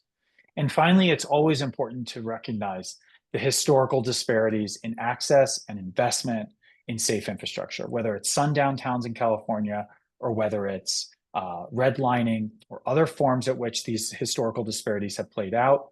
We have communities that have been historically underinvested in, and we have communities that have had better investment, and that is going to be something that's going to shape the discussion around built environment investments with regard to this discussion and much, much beyond. So we want to recognize that as well. Next slide. So finally, there's a couple things, which I'm holding a couple of them to the next session, but there are a couple of things I think that have been on my mind as I've thought about this whole task force for the past 6 months or so. And, you know, apropos to this discussion, I think one key question for you all to consider is it necessary to use weight, vehicle weight, as a proxy for safety? Is that the right approach? Is that the approach that you all think is the right approach? Is that the approach the legislature should consider? Is that what California should consider? The way this legislation that prompted the task force and CCC and this work, you know, was largely focused on vehicle weight for good reason. We know vehicles are getting heavier. We know they're getting larger. We also see this concurrent increase in vulnerable road user and generally in road safety, you know, lack of road safety and an increase in traffic fatalities and serious injuries. So we see that playing out. It made sense to ask the question. But I think as we think about it a little bit more, I think the real question we're getting to here is weight the right proxy for safety, or is there a way, potentially, I'd posit, to think about the safety of vehicles as the metric with which the state of California considers any policies that it takes? In other words, thinking more about vehicle safety and less about weight as a fill-in for vehicle safety. Can we get to going directly to evaluating the safety of vehicles instead of having to use a proxy? So that's a big question. I don't know the answer, so I put it out there. And the second thing is one I mentioned before. So in a world where we consider, maybe we all want to consider occupant and non-occupant vehicle safety. It's certainly been a highlight of the presentations we've made, is that we see the importance of this transition to an increased share of non-occupant fatalities and serious injuries. And as a result, we think it's important to consider both occupant and non-occupant safety. So if you're doing that, how do you weigh these two? How do you combine them? How do you think about that? Because it's absolutely possible that an extremely heavy vehicle relatively heavy vehicle compared to all the other vehicles on the road might be very, very safe for the occupants of that vehicle because of the way in a crash kinetic energy is transferred, and because that heavier weight will in effect protect the occupants of that one vehicle, but at the cost of more injuries for other vehicle occupants in other vehicles that are struck by that vehicle that are smaller and non-occupant road users. So how do you weigh those two? Because you could certainly have a 5-star safety rating for a vehicle that's very safe for its occupants. It would have an equivalent 1-star safety rating for non-occupant users. So how do those things play together? How do we think about safety for vehicles in a bigger context going forward? And what are the data and what are the ways to think about the metrics around safety for the vehicle fleet? So I'll end there, but hopefully that's some food for thought for discussion.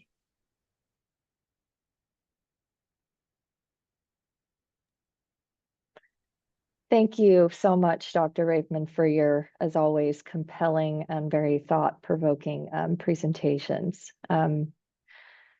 So I'm going to go ahead and open it now to our task force, followed by public comment. So first, task force members, do you have any questions or comments? And I'll go first to Rebecca. Thank you. Yes, thanks so much, Dr. Raifman. really compelling, as Kayla said. I have just a couple of, maybe a question and a couple of points of clarification, just in case others on the task force don't know this material as well as we do. And that's that, just to go back to all of the countermeasures that you were presenting, and you talked a lot about the effectiveness of those countermeasures, which is really important, obviously, for us to consider. But I want to just reiterate, I think, something that you said maybe a few slides in. The effectiveness of those countermeasures is really critically dependent upon the speed at which those countermeasures are encountered. So a lot of the lower, if we think about the safe system roadway design hierarchy, which you've talked about, and you were talking about that, for example, with separation of bicyclists and motor vehicles, that's what we would consider, FHWA would consider a tier 1 countermeasure, because it separates users to prevent those severe conflicts from occurring. Lighting is considered a tier 4 countermeasure, and I study pedestrian safety in darkness, so this is a passion part for me, for sure. It's so important, but it becomes less and less effective the faster someone is going. So I just want to reiterate that for the task force members, because I think it sometimes is tempting for us to say, oh, okay, this is a low cost countermeasure and we can employ this, in these various places.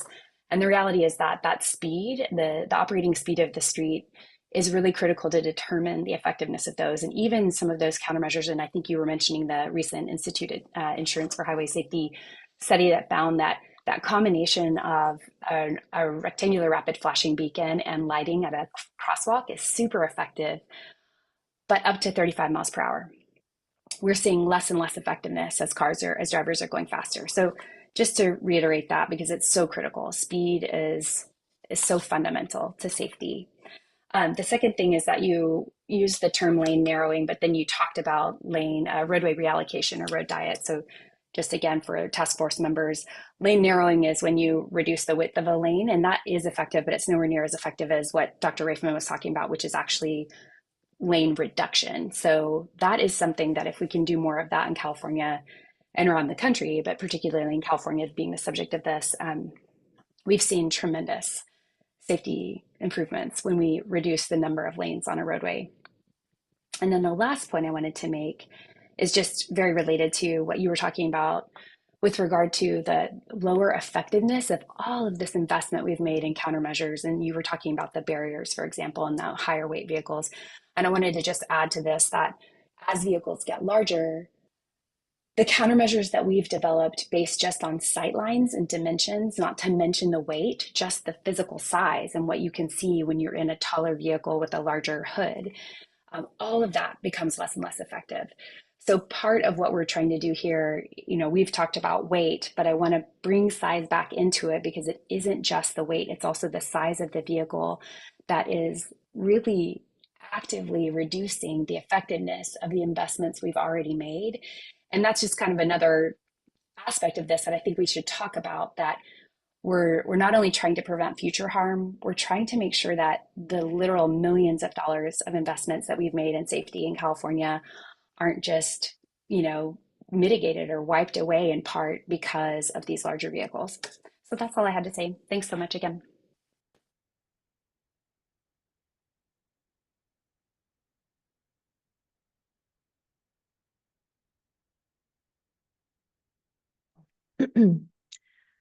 I'm sorry, I was speaking to my colleague just a moment ago. We are just having a duplicate of a task force member here. So the person raising the hand is actually, yeah, a duplicate. Our apologies. Paul, go ahead.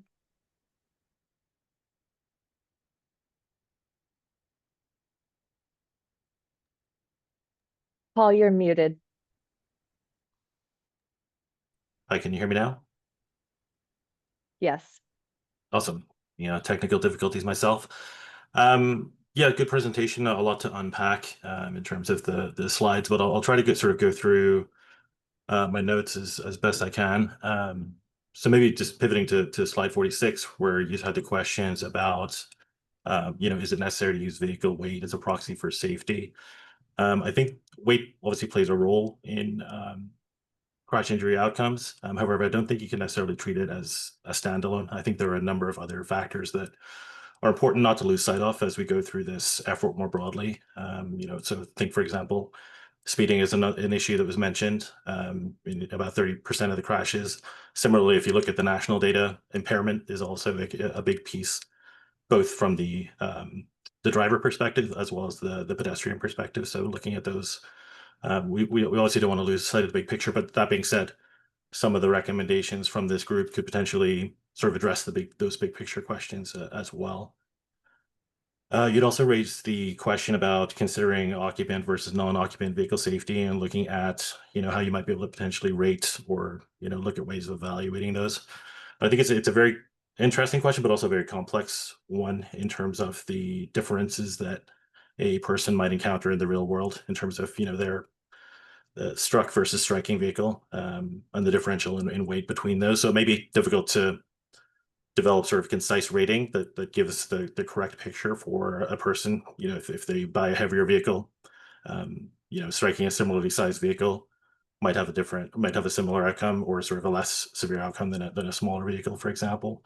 Additionally, sort of when you pair on top of that the crash avoidance features that we talked about previously, some of those may have a different level of avoidance capability and reducing or potentially just avoiding the collision altogether. So very complex to kind of think about that. And these are questions that we've obviously posed to the agency as part of the new car assessment program. And additionally, sort of the sort of overall cost implications of running a program like that are also, very substantial, I think, based on just sort of our general awareness of programs like NCAP and IHS that need to be considered. So I just wanted to sort of raise those 2 points and sort of look at, what are the opportunities perhaps in the build environment as well for near term solutions to address some of the challenges, including as well, how do we look at potentially changing the driver behavior and culture around sort of awareness when operating a heavier vehicle? So are there materials that can be provided for best practices that perhaps differ slightly from when you're operating a passenger vehicle that can be taken into account, including use of sort of the mirrors and rear visibility systems and surround view systems that can help raise awareness of the external environment. So just wanted to throw those points in, but a good presentation, and appreciate the thoughtfulness into it. Thank you, Paul. Do we have any other comments from task force members?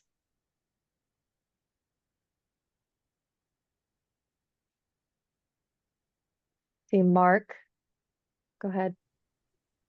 Yeah, definitely a lot to digest there. I really want to thank you, Paul. The main thing I want to highlight that I think is most critical is the deconfliction part between bike and cars. I think a lot of that sometimes gets lost, like you alluded to, in that just simply painting arrows doesn't make safety better for the pedestrians, cyclists.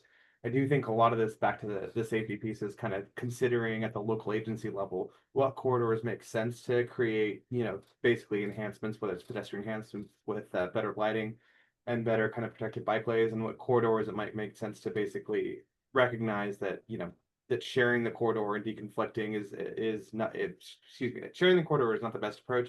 The deconflicting and finding a way to separate those different modes of travel is the safest for all involved. Definitely appreciate that.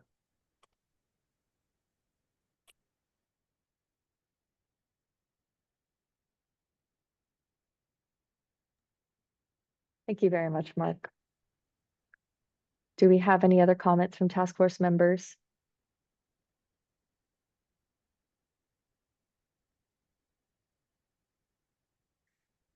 Seeing none, I'm going to go ahead and close task force member comment, open up public comment. Clerk, did we receive any public comments? We do have one virtual attendee with their hand raised. I'll call on now. Steve Finnegan, please unmute yourself to begin your comment.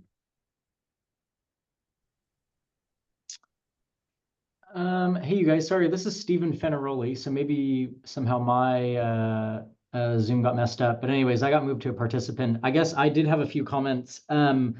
Reifman, you talked about some command and control mechanisms, and you kind of mentioned the state's landmark policy around cap and trade.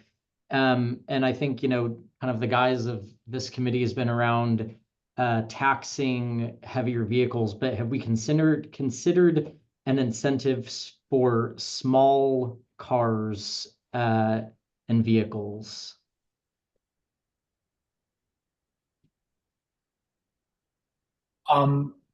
So you're wondering if we have an incentive structure as opposed to a punitive structure. Is that right? A carrot rather than a stick. Yeah.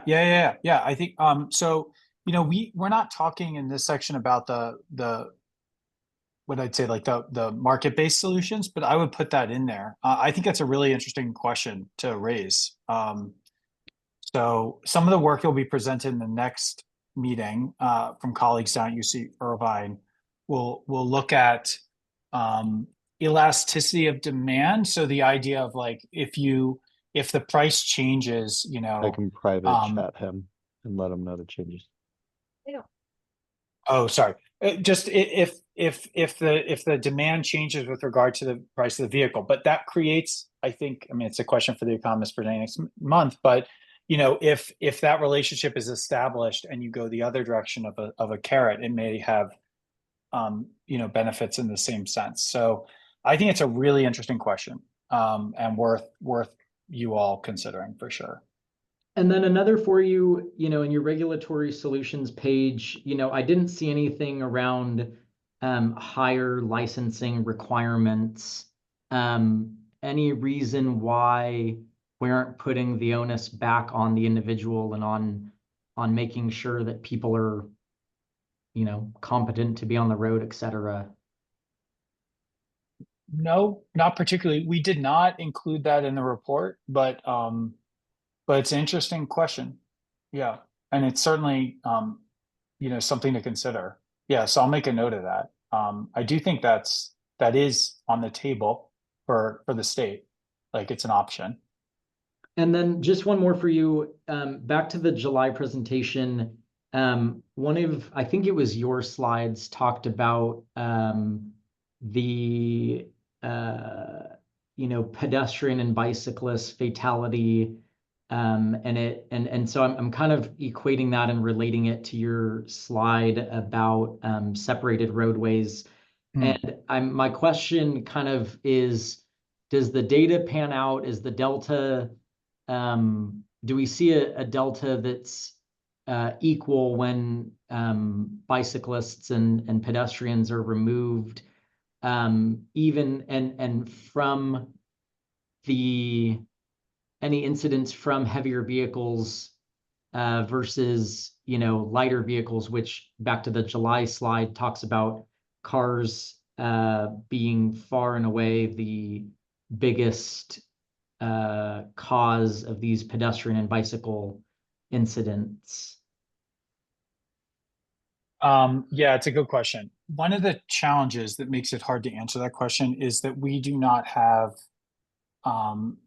comprehensive VIN or near comprehensive data on the vehicles that are the specific vehicles involved in crashes.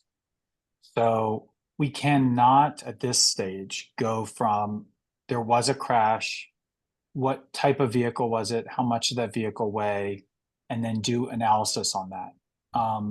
So it kind of precludes us from answering that question of when you look at actual crashes, how do things shake out with regard to vehicle size.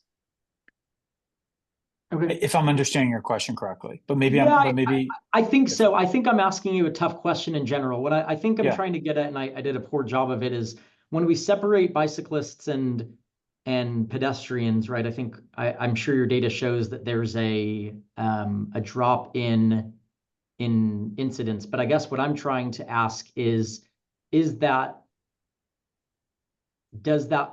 reason for that drop because of heavier vehicles, or is it all vehicles? And then in which case, if it's all vehicles, then why are heavier vehicles being, let's say, targeted for this tax as a way to pay for that sort of infrastructure? Right. Yeah. I think I understand your question. And I think you answered it, because I think we don't know. We can't link it. Okay. We don't know if it was a heavier vehicle or a lighter one when it hit. We might have SUV even as an example. We might get that data, but what does that mean, right? Like, is that a 4,000-pound SUV as an 8,000-pound SUV? We don't know. So that makes it very challenging to answer that. Yeah. But so, I mean, I'd love to be able to look into that personally, but we haven't been able to with the data we have. Appreciate it. Yeah, thank you for your questions. And Stephen, just one note, if you can change your name, if that would be great. And we elevated you again as a panelist, but if not, I sent you a new link. I apologize for that error. Do we have any other public comment? There's no other public comment. Thank you. All right.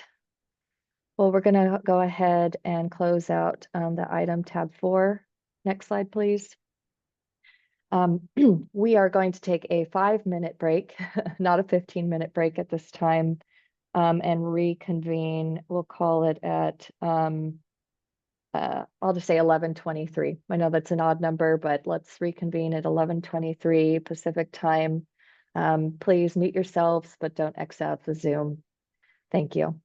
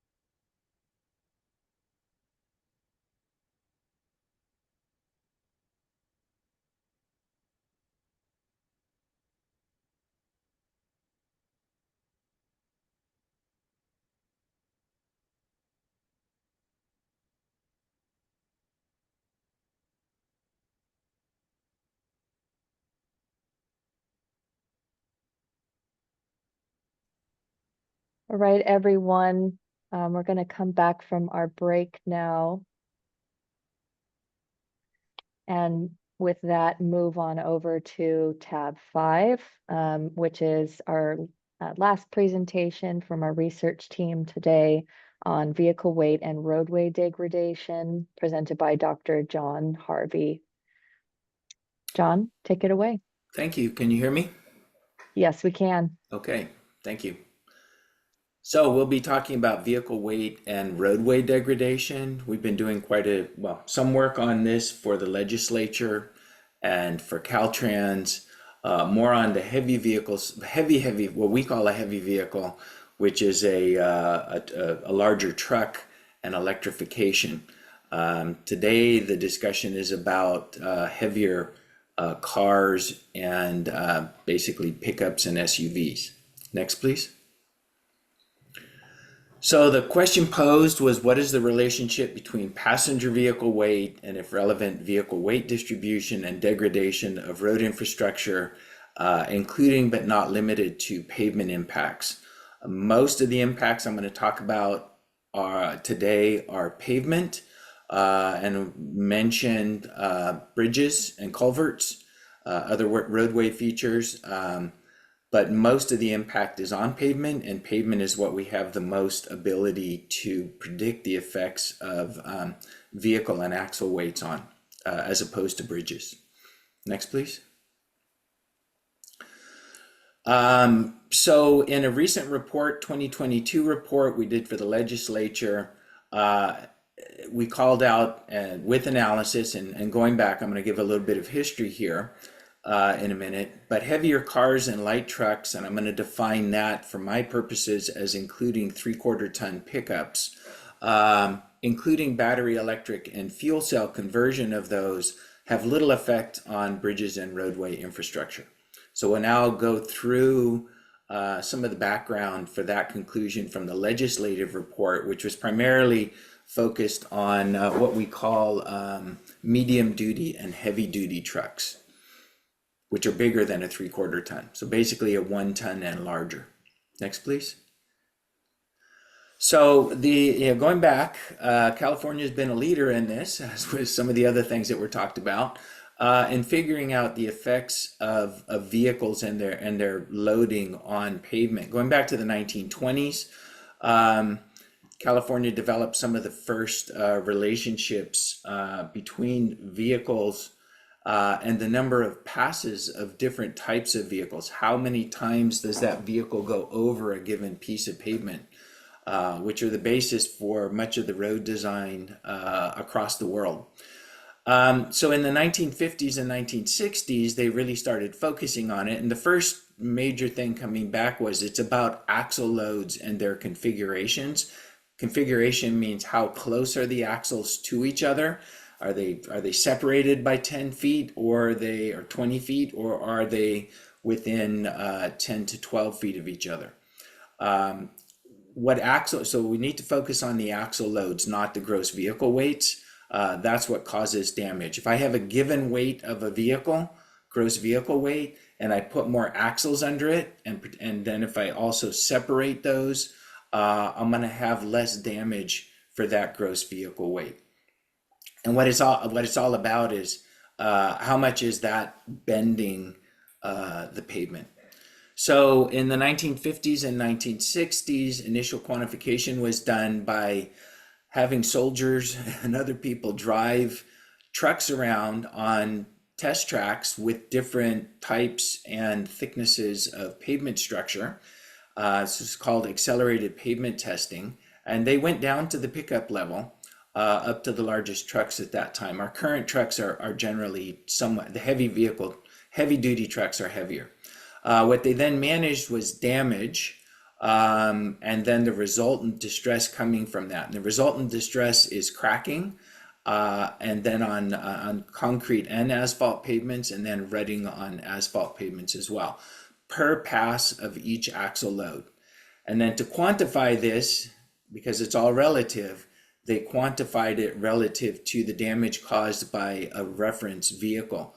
Standard, what's called a standard axle load For the reference axle, nationally is in the United States is an 18,000 pound single axle load. Single means not the number of tires on each end, which can be one or two. 18,000 pounds, you're going to have one or two, but it's how close they are to each other. If they're close to each other, it's called a tandem axle, two axles close to each other. If they're separated, then it's called a single axle. So the standard reference is typically an 18,000 pound single axle load, although we can calculate damage relative to any axle load. Next, please. So to grossly simplify this, this can be simplified into what's called the fourth power law. So what that means is that the damaging effect of one pass of a given axle load is equal to that load divided by the reference load and then raised to the fourth power. So how does this math work? And where does this come from? So what this come from is this matches up, this is empirical, meaning this was the damage that was measured on those test tracks. And this rule generally follows based on additional empirical evidence we've collected since 1978 on the Caltrans network, and then nationally from additional accelerated pavement testing. And all the data, this kind of boils down. It's not far from exact, but it gives us a good reference point. So how does this math work? If I have twice the reference axle load, so 2 times the axle load, then the damaging effect of one pass of that axle load relative to the damage per pass relative to the reference load is 2 to the fourth power. 2 times 2 times 2 times 2. So double the axle load is 16 times the damage. This is why the Highway Patrol and state law try to manage axle loads on the state highway network. On the other hand, going the other direction, if I have half of the reference axle load, one pass of that half load causes 6.3% of the damage per pass relative to one pass of the reference load. So 50% of the load equals 6.3% damage. So a half times a half times a half times a half. Now, all of this actually depends on the actual type, single, tandem, the wheels, the tires on the end. Is it one tire, a super single? Is it duals? The tire pressure, the pavement structure, the climate, what's the temperature, and the truck speed. And by the way, slower trucks cause more damage on asphalt pavements. Faster trucks generally cause more damage on concrete pavements. But this equation is still generally applicable, I think, to answer the question of this study. Next, please. So in addition to the fourth power law, we have developed the asphalt pavement design program as an example that Caltrans uses to design their asphalt pavements. And this was recently recalibrated using all of the Caltrans network data from 1978 to 2018. So we just looked at the damaging effect of twice the load and half the load. If we now run that through and move away from the fourth power law to a more precise method, if I design a pavement for a 6,300 pound F-250 rear axle, and I design that pavement to last 40 years before I have to do a minor rehabilitation, if I replace, so I've designed it for the F-250, if I now have a 10,000 pound truck go over that 40-year pavement lasts 8 years. And if I go to the single axle load, legal single axle load limit, it lasts 6 months. So this is again illustrating this exponential nature of the damaging effect of axle loads. Next, please. So converting that, flipping the equation, it takes about more than 1,200 passes of one axle, and I looked up the heaviest Tesla that I could find. It takes about 1,200 passes of that heaviest axle on the Tesla to cause the same damage as one pass of a large truck single axle that has the 20,000 pound maximum legal load limit on it. If I have a 3/4 ton rear axle on an F-250, fully loaded to the recommended maximum axle load on it. So this is not running empty. This is if I load that thing up as much as the manufacturer says is safe to load it up. It takes 100 passes of that.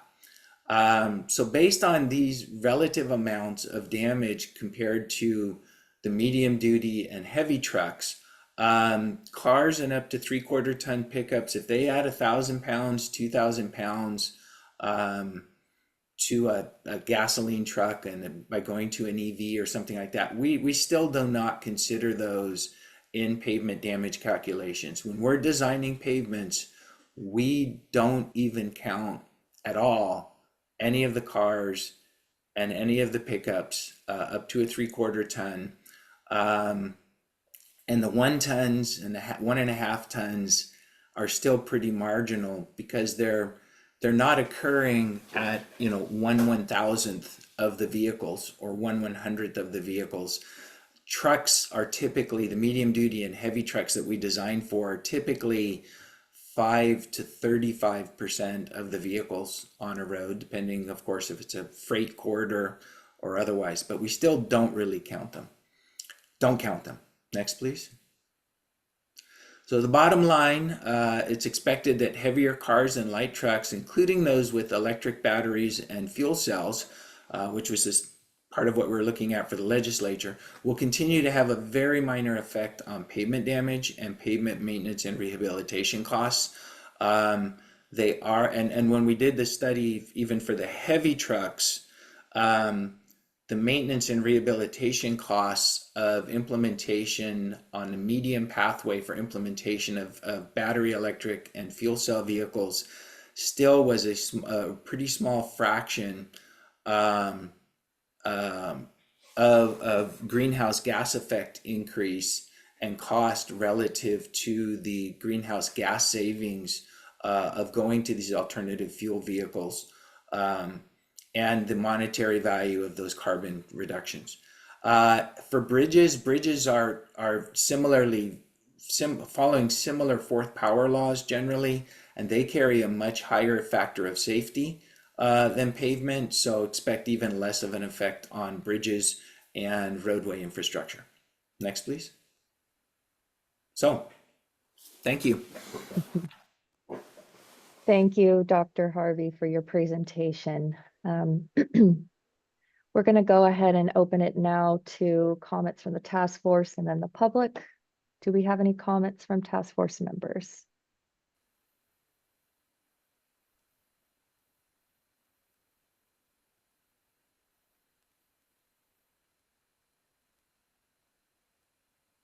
Seeing none, I'm going to open it up for public comment. Clerk, do we receive any comments from the public? Yes, we have one written comment that I'll read aloud. This comes to us from an anonymous attendee. I don't have data, but I was bicycling and was broadsided at relatively slow speed by a small car with relatively little injury. I am certain the outcome would have been much worse had it been a high-profile vehicle. I'm not seeing any other public comment at this time. Thank you. Okay, I don't think that's a pavement question. There was a question earlier I would answer. There was a question about why don't we just weigh the vehicles in the roadway and ticket them? Just wanted to call out Caltrans has the most extensive load measurement system of any state in the country with more than 115 weigh in motion stations. Those are still typically used to identify potential overload vehicles and move them over to a highway patrol facility. And they cost on the order of $750,000 for each of these weigh in motion devices. So it's a very expensive proposition to weigh vehicles as they roll down the road. And there are, to be able to actually ticket somebody, and I'm going out of my expertise here a little bit, but we know that there's variability in those, which is why I don't believe that they're used for actual enforcement. They're to catch it. Thank you, Dr. Harvey, for that response.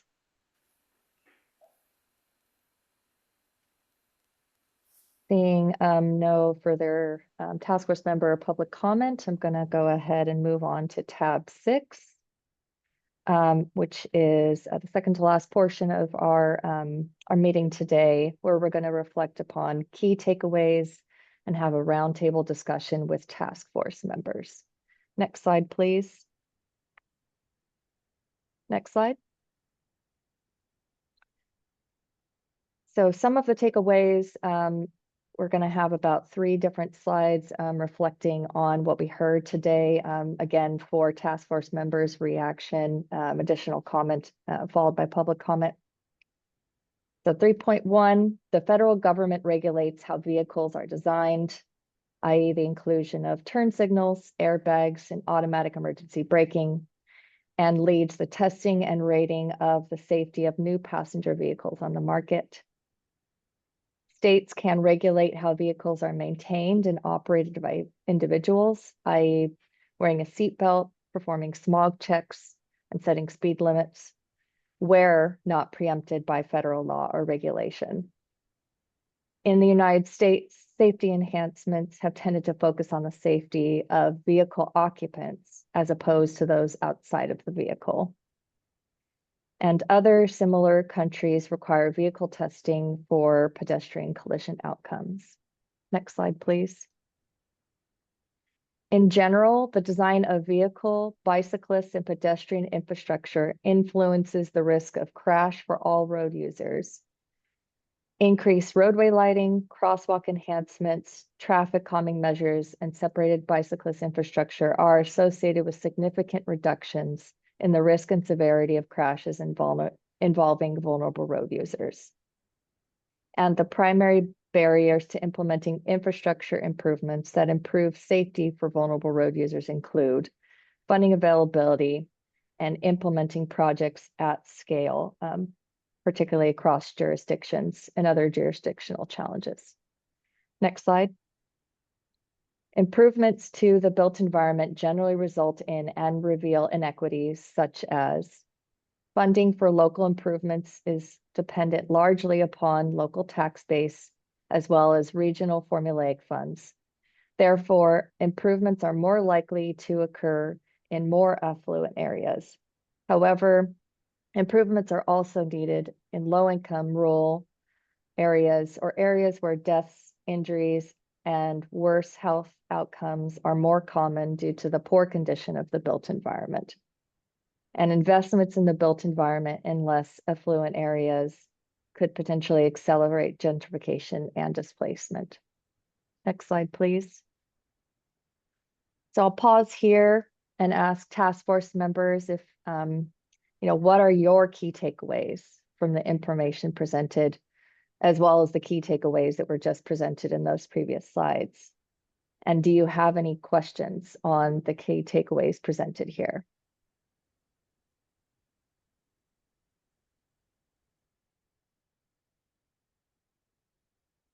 I'll call on Paul from Alliance for Automotive Innovation. There's still a question on number 3.3, sort of in the United States, safety advancements have tended to focus on the safety of vehicle occupants as opposed to those outside the vehicle.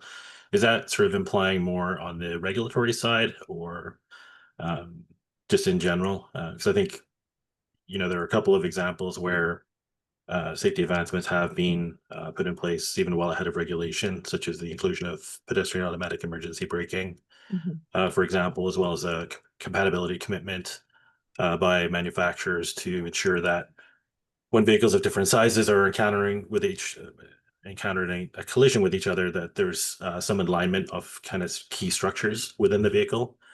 So those are examples that sort of show that there is a focus on occupants outside the vehicle as well as those inside the vehicle. And I'll also open it up to the research team to provide a response to that. Personally, and anyone could correct me, I believe both in general, as you said, historically, that's the trend we've seen, although definitely do acknowledge that that has not been the case more recently. Yeah,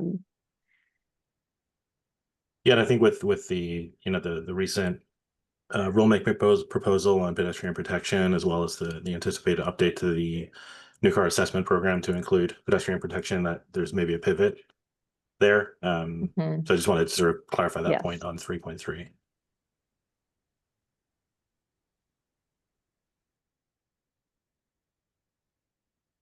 And if anyone would like to respond to that further, you're welcome to. If not, that's fine.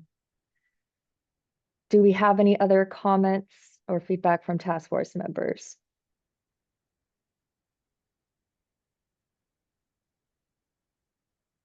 Rebecca?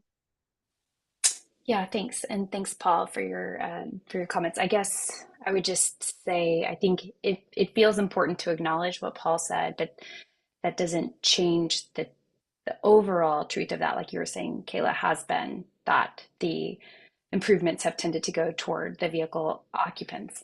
And I think Dr. Raifman did a nice job of trying to balance this, that we're not there. The conclusion from this isn't that we don't want vehicle occupants to be safer. Of course we do. It's that we have done that, and because of the way the brain works and the fact that we operate with risk homeostasis, which basically means that our brains are so incredibly sophisticated that we're constantly evaluating subconsciously risk. And there is a lot of research that shows that once people feel safer, they are willing to do a little bit riskier things. So when we saw seatbelts go in, we actually saw for a while crashes go up. We've seen sort of the same thing with some of the red lights, the tail lights, the third tail light, for example. We see improvements, but then we see those improvements kind of be mitigated a little bit because people get used to them. And then you have a situation where, well, I could take a little bit more of a risk because I am belted or because I'll have better visibility or what have you. So it's not to say that, again, those occupant improvements are unimportant. It's just that because that focus has tended to be on the vehicle, we haven't taken the same amount of care for people outside of the vehicle. So yes, we now are seeing some progress in that way, but I would say that the statistics are pretty clear that that is still really, really imbalanced. So to the degree that it's important to acknowledge all of that, I just want to emphasize that it's still a pretty imbalanced safety record. And that's part of why we're having this conversation today. Thank you, Rebecca. Any other comments, task force members, on this?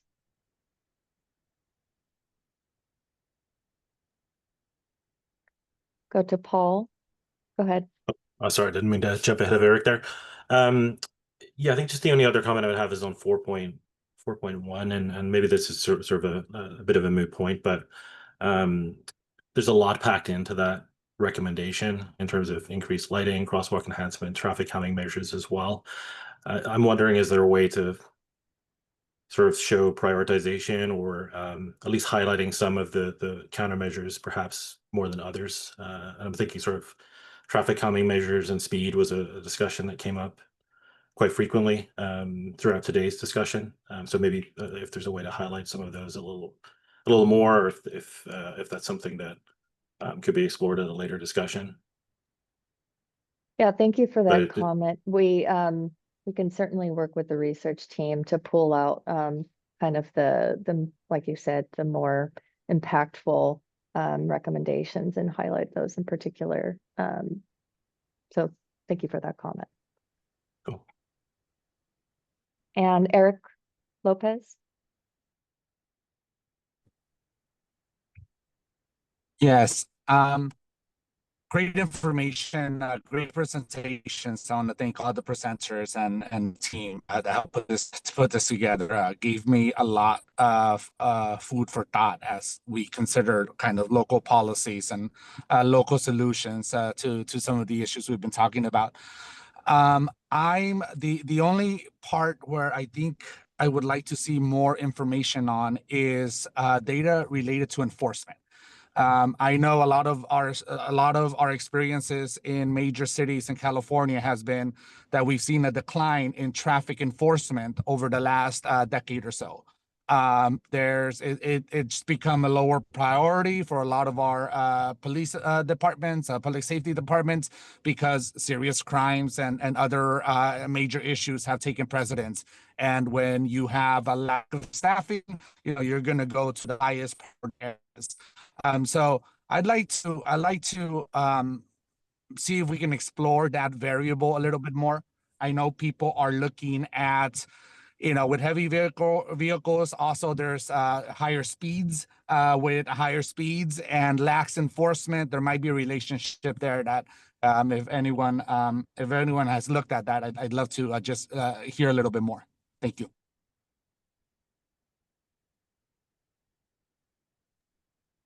Yeah, thank you very much for that comment, Eric.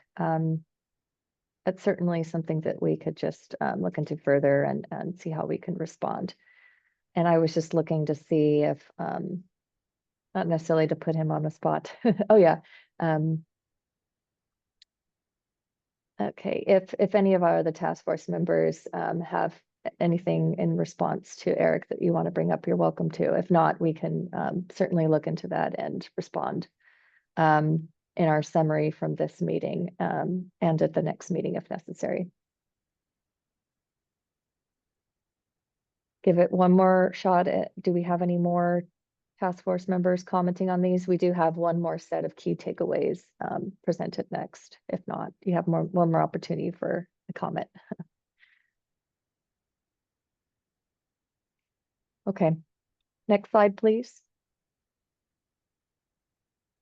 And last but not least, vehicle weight and road degradation key takeaways. Passenger vehicle and smaller pickup trucks, including battery electric and fuel cell vehicles, have a very minor effect on pavement damage and rehabilitation costs. So much so that they have been excluded from consideration from pavement damage calculations. Road degradation changes exponentially to the fourth power with axle load, compared to the 20,000 pound maximum legal single axle load. A 2,000 pound axle causes 0.01% of the damage.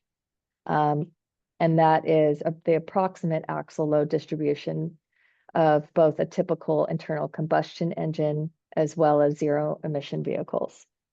A 5,000 pound axle causes 0.39% of the damage, again, compared to the 20,000 pound maximum legal single axle load. And that is the approximate axle load distribution of a heavier pickup truck or a heavier zero emission vehicle. And a 10,000 pound load causes 6.25% of the damage. And a 25,000 pound, which again is not legal, load per axle causes 244% of the damage. And we're just putting in that for comparative purposes. Incremental increases in passenger vehicle weight are not anticipated to have a significant impact on road degradation. Next slide. So again, we'll ask the task force members, do you have any questions, comments on these key takeaways or the relevant information presented on road degradation?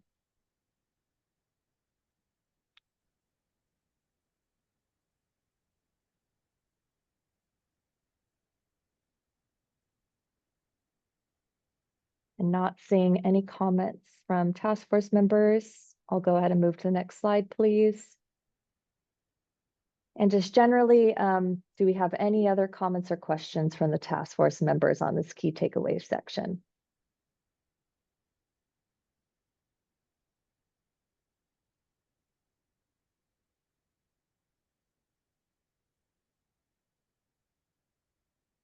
Seeing and hearing none, I'm going to go ahead and conclude the task force comment and open it up to members of the public. Clerk, do we receive any public comment on this item? We do not have any public comment on this item. Thank you. Okay. Okay, next slide, please. We're going to open up our last item, which is just general public comment on the task force meeting as a whole. Do we have any other public comments? I'm not seeing any public comment at this time. Thank you. Okay. All right, next slide. Thank you all so much for participating today, to task force members, members of the public, and of course, certainly, last but not least, our UC Berkeley and UC Davis researchers for your very compelling and informative presentations. We really appreciate everyone participating and having this robust discussion for our thoughts as we go along the course of this project. We are going to adjourn this meeting at this time. I did want to mention again, you can see on our website, we do have 2 more task force meetings planned. The next one is going to be October 29th at 11 a.m. Pacific time. If you're on our listserv, or of course, if you continue to monitor that website, you will receive information to register for that next meeting. And that one is where we will be talking about going in deeper into our potential policy solutions discussion, kind of a part 2 of what Dr. Raifman spoke about today, where we're going to be looking specifically at the vehicle weight fee. So definitely an important conversation to tune in on October 29th. We look forward to seeing you there, and thank you so much for your participation today. With that, our meeting is adjourned. And thank you all so much for your comments in the chat. Thank you. Take care. Thank you.